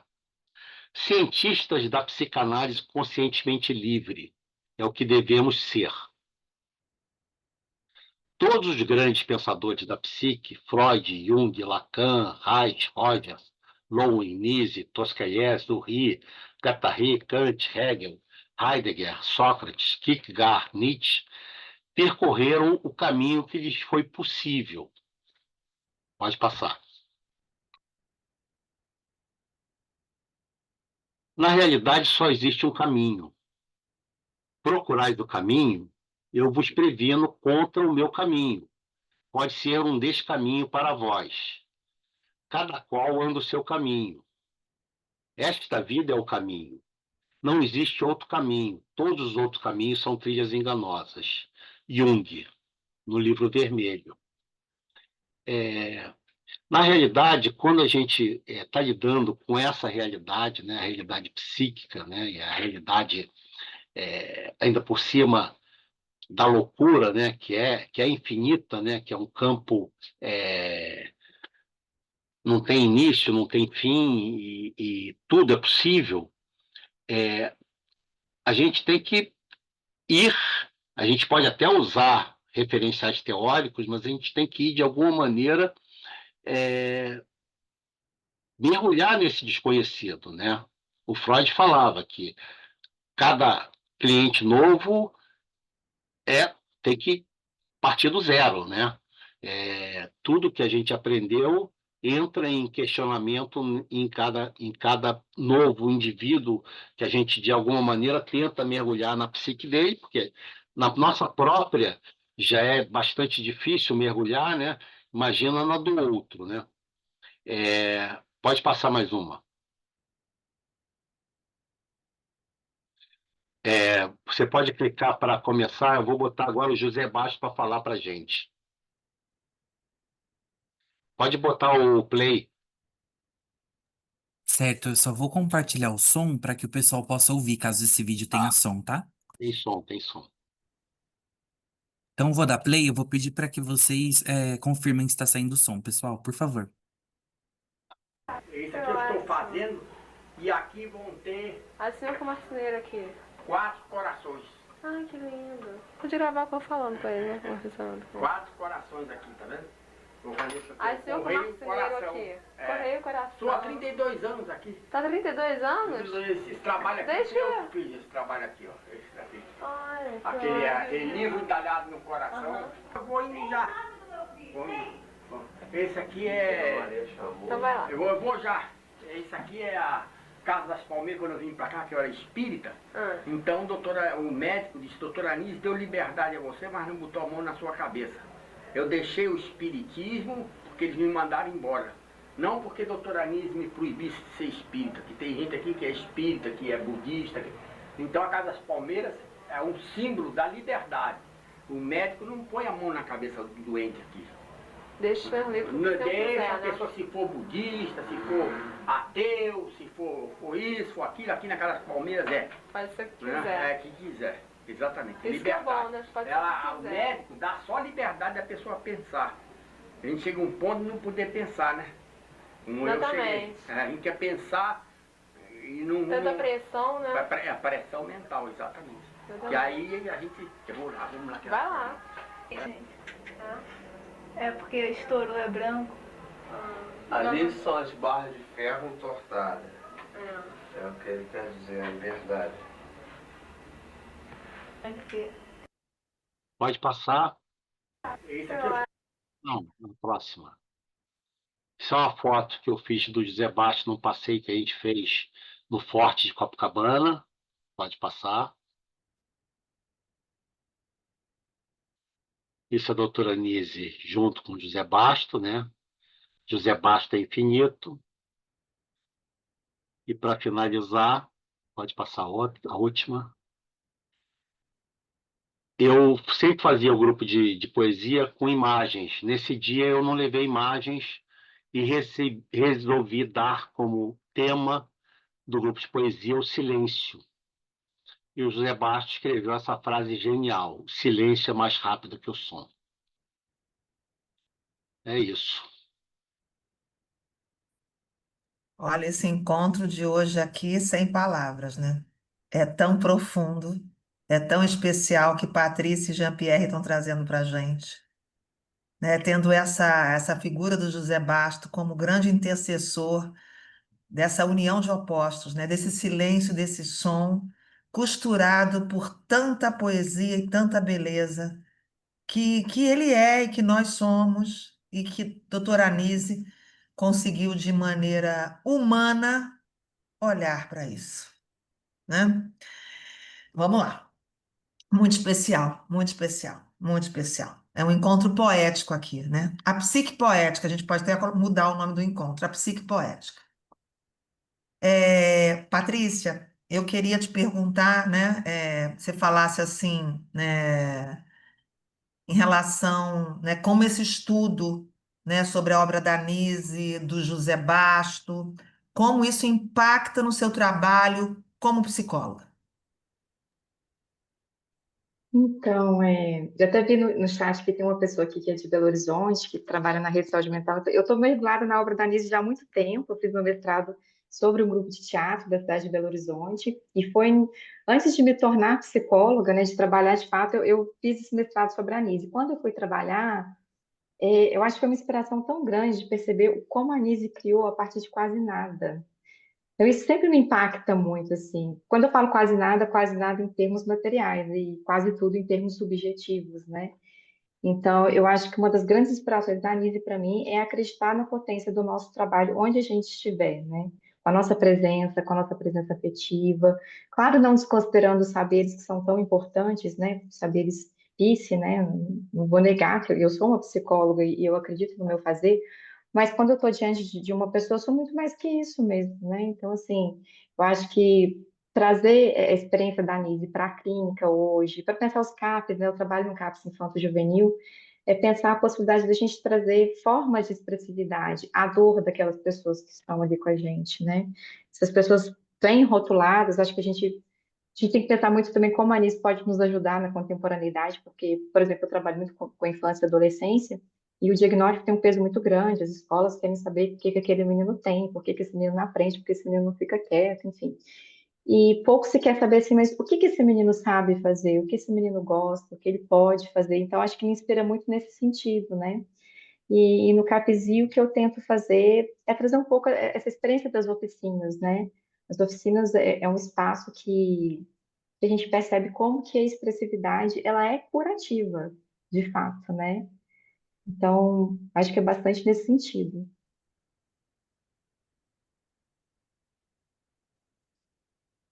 Obrigada, Patrícia.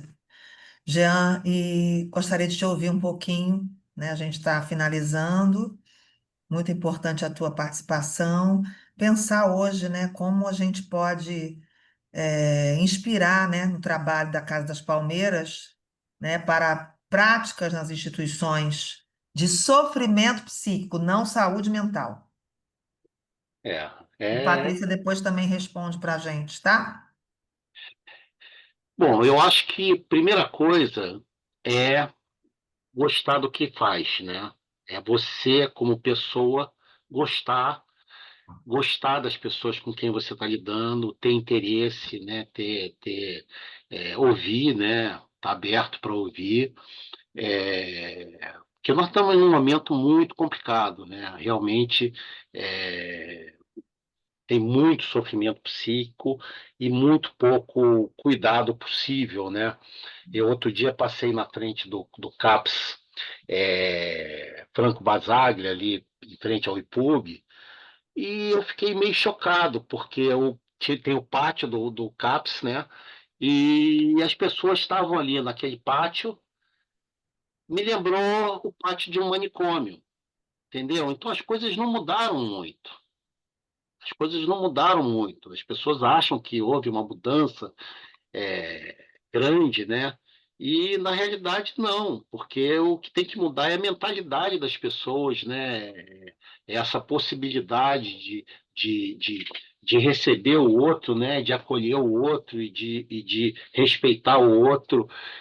E até nesse processo é importante existirem lugares em que, se a pessoa precisar ficar um tempo um pouco longe do desse mundo, né? Ficar um pouquinho afastado, ter uma internação, é necessário, né? Porque hoje em dia você vê muitos pacientes psiquiátricos na rua, né? Na rua, abandonados. E a doutora Eunice já tinha falado sobre isso, né? Sobre essa possibilidade, né? Literalmente ela falou sobre isso, que muitos pacientes iam ficar desassistidos na rua sem estrutura nenhuma, né? Então, a gente tem que ter uma visão muito crítica do que está acontecendo e para isso tem que gostar e estar ali, tem que estar na frente de batalha, tem que estar vendo o que está acontecendo, né? Não adianta a gente achar que as coisas só com amor, só com arte, não é bem isso. A arte ajuda, mas é o que eu estava até levantando outro dia, não foi por falta de arte que o Van Gogh se suicidou, que o Style se suicidou, que o Rothko se suicidaram. Então a gente tem que levar em conta a realidade. A realidade tem gente que vai melhorar, tem gente que não vai melhorar. Como a gente pode acolher quem não, não melhora, né? Então a gente tem que ver a coisa real, né? O que que acontece, né? E a doutora Ince tinha isso, né? Ela via, realmente, ela tinha um amor muito grande por esses indivíduos que estão nesse sofrimento. Que a doutora Ince falava também, ela falava, não se curem em demasia, porque a pessoa normal é chata, né? É, ela falava também que vamos dizer, o sofrimento psíquico é uma das piores prisões que existem, né? A pessoa fica muito presa naquele mundo interno, né? Naquele mundo e não consegue sair. Então a gente tem que a gente tem que é, ser muito sincero com o que a gente está vendo, né? E tem que gostar. Se não gostar, não adianta. Se a gente está ali para ganhar dinheiro ou para se projetar, não funciona, porque é uma característica muito importante é, da pessoa que está nesse mundo, né, no mundo da psicose, é que, por mais que ele pareça, a doutora Elise detestava você falar que empobrecimento ideoafetivo. Ele percebe as coisas no ar, entendeu? Ele está observando tudo. Muitas vezes ele não é que ele esteja fechado, ele está observando tudo. Tudo, de alguma maneira, é, é, é perigoso. Ele percebe coisas que a gente não percebe. é, é, a gente não consegue perceber, porque a gente está distraído com milhões de outras coisas. Eles estão ali né, é uma hiper observação, né? Então, eu acho que a questão principal é isso, é a gente pegar as coisas que a Nise falou, que o Jean Henri falou, que outros, todas as pessoas que dedicaram a sua vida a, a, a estar junto com essas pessoas falaram, para poder gostar, aprender e tentar achar algum meio de fazer com que a vida dessas pessoas seja mais confortável, né? Perfeito, Jean. Adriana colocando aqui, também concordo. Patrícia, como é que você pensa, né, que os trabalhos na Casa das Palmeiras podem nos inspirar, né, para a tua prática, né? O trabalho da Casa das Palmeiras é algo completamente singular, inovador, acho que do mundo, né? Assim, como o Gia falou, essa instituição está até hoje como está, né? É uma coisa que a gente precisa sempre estudar, entender, porque é um lugar de resistência a muita coisa, principalmente aos saberes físicos que vão encarcerar no diagnóstico, por exemplo, né? Mas o que eu penso de inspiração, eu acredito muito que a gente precisa acreditar nos nossos serviços, sabe? E ser crítico em relação a eles, né? Por exemplo, o CAPES, né, que é onde eu estou hoje. Ser crítico em relação ao CAPES não é ser contra o CAPES, pelo contrário, né?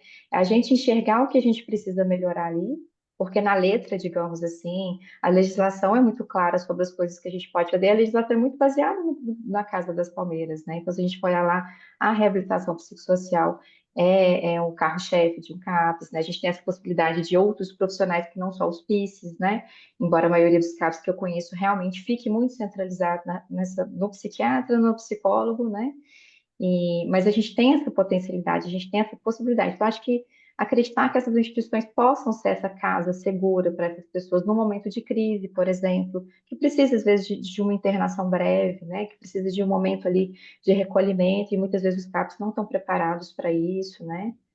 Então, o que eu acredito que a maior inspiração é essa, a gente tentar buscar o que nessa experiência tão singular que está até aí hoje, né? E que a gente possa adaptar ao nosso contexto, né? De trabalhador da saúde mental, que realmente tem vários atravessamentos, né? A gente trabalha em rede, por que que as redes não funcionam tão bem? Então, o cuidado da saúde mental não é só no CAPS. CAPS é uma pontinha ali, né? Mas o cuidado dos casos complexos atravessa todas as outras instâncias, né? Na saúde, na educação, no serviço social. Então, trabalhar junto, né? Que eu acho muito bonito isso na Casa das Palmeiras, todos os relatos que eu vejo de colaboradores, de pessoas os próprios escritos da Anise, né? Como todo mundo lá trabalhava de igual para igual, cada um com o seu saber, seja qual fosse o saber que fosse. O da Maria era saber cozinhar bem, ser uma pessoa ali agradável, presente, afetiva. Então, acho que isso é uma grande inspiração.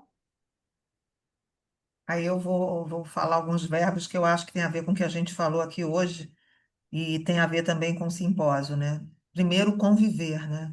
É o que a Nise propõe, né? O conviver. O que a Patrícia trouxe agora é o resistir, né? E o Jean, o coexistir.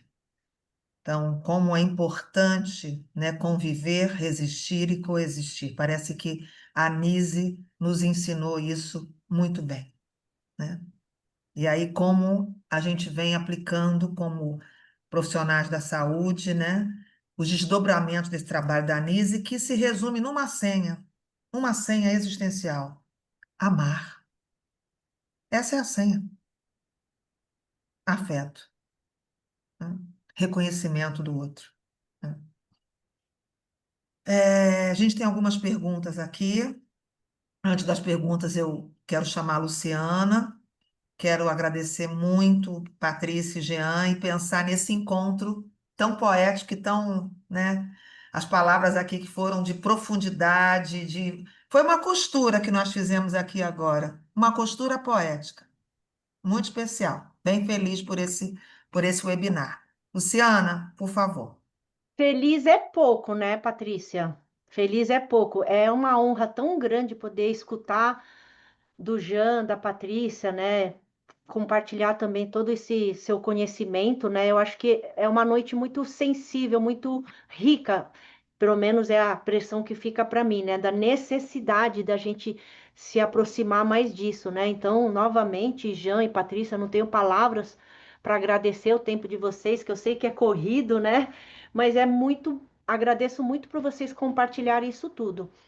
E, Paty, como você falou, antes da gente ir para as perguntas, eu quero deixar esse convite para vocês.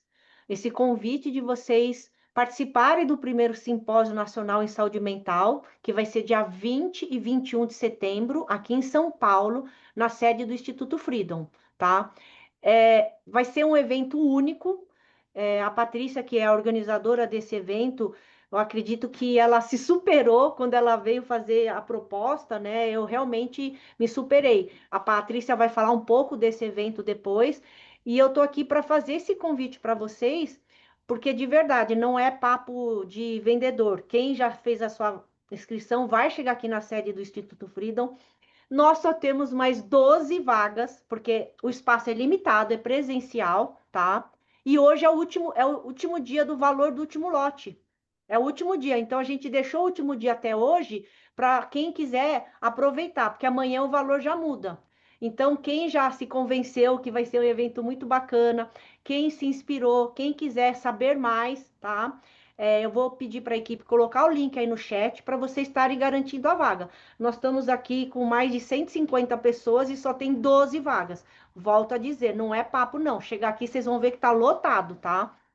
Então, fica aí meu convite. Patrícia, se você quiser falar um pouco desse evento que você montou com tanto esmero, a palavra é esmero, sabe? Não é nem carinho. Fica à vontade, tá? É um evento que tem mesa redonda, oficina prática, palestras, vivências. Vai ser bem legal, né, Paty? A gente vai ter algumas mesas, a gente vai começar com uma apresentação cultural sobre a história também de outras mulheres que viveram em manicômios. A gente vai contar um pouquinho, né? Vai ser uma apresentação cênica sobre a história de Maura Lopes Cansado, Aurora Cursino, Adelina Gomes, da doutora Nise, Eunice Peregrina de Caldas. Vamos falar também um pouquinho da Albertina Borges e de outras. E aí a gente vai ter mesas, né? A gente vai ter mesas. Primeira mesa vai ser a história, né, da saúde mental. A gente vai falar dos modelos psiquiátricos ao longo da história. Vamos falar do Foucault e a história da loucura. E aí a gente vai ter uma segunda mesa falando da reforma psiquiátrica no Brasil, né? Falando um pouquinho sobre a história da saúde mental, e a reforma psiquiátrica brasileira com o doutor Edson Almeida, políticas públicas na saúde mental no Brasil com a Vanessa Erde, também que trabalha no CAPS, no Rio de Janeiro. Aí a gente vai ter uma mesa sobre a Nise, e aí a gente vai ter a Marta Pires Ferreira, também colaboradora, uma querida lá da Casas Palmeiras, grande amiga da doutora Anise, né? A Marta vai falar Anise da Silveira, mulher à frente do seu tempo.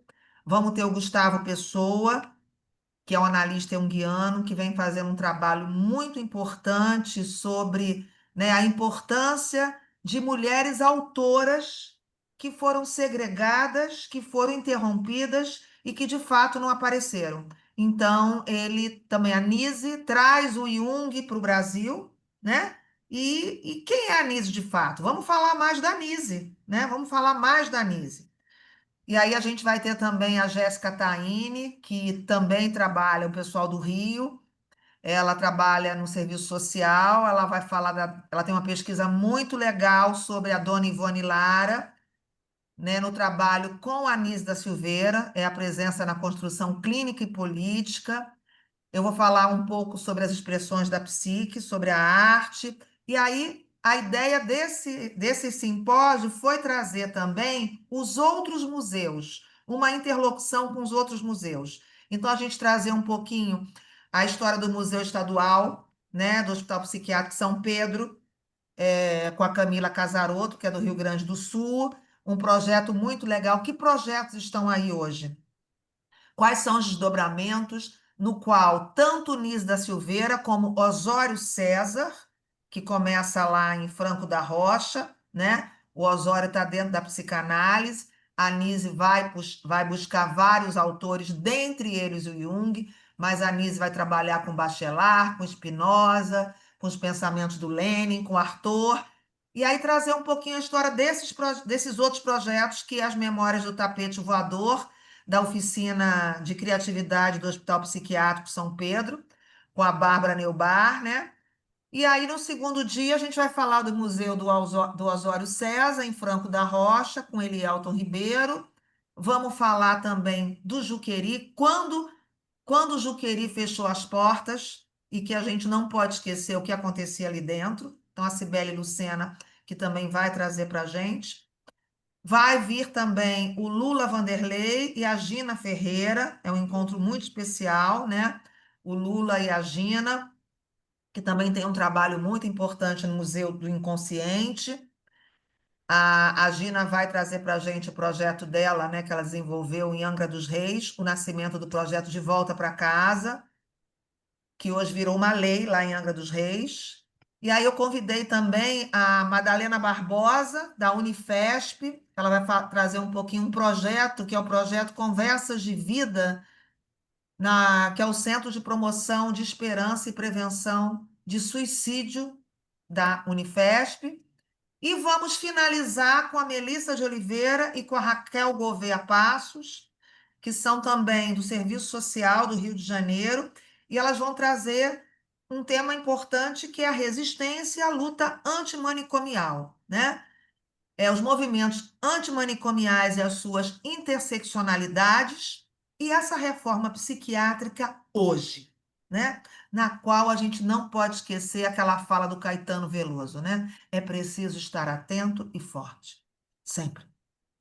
É isso, meus queridos e minhas queridas.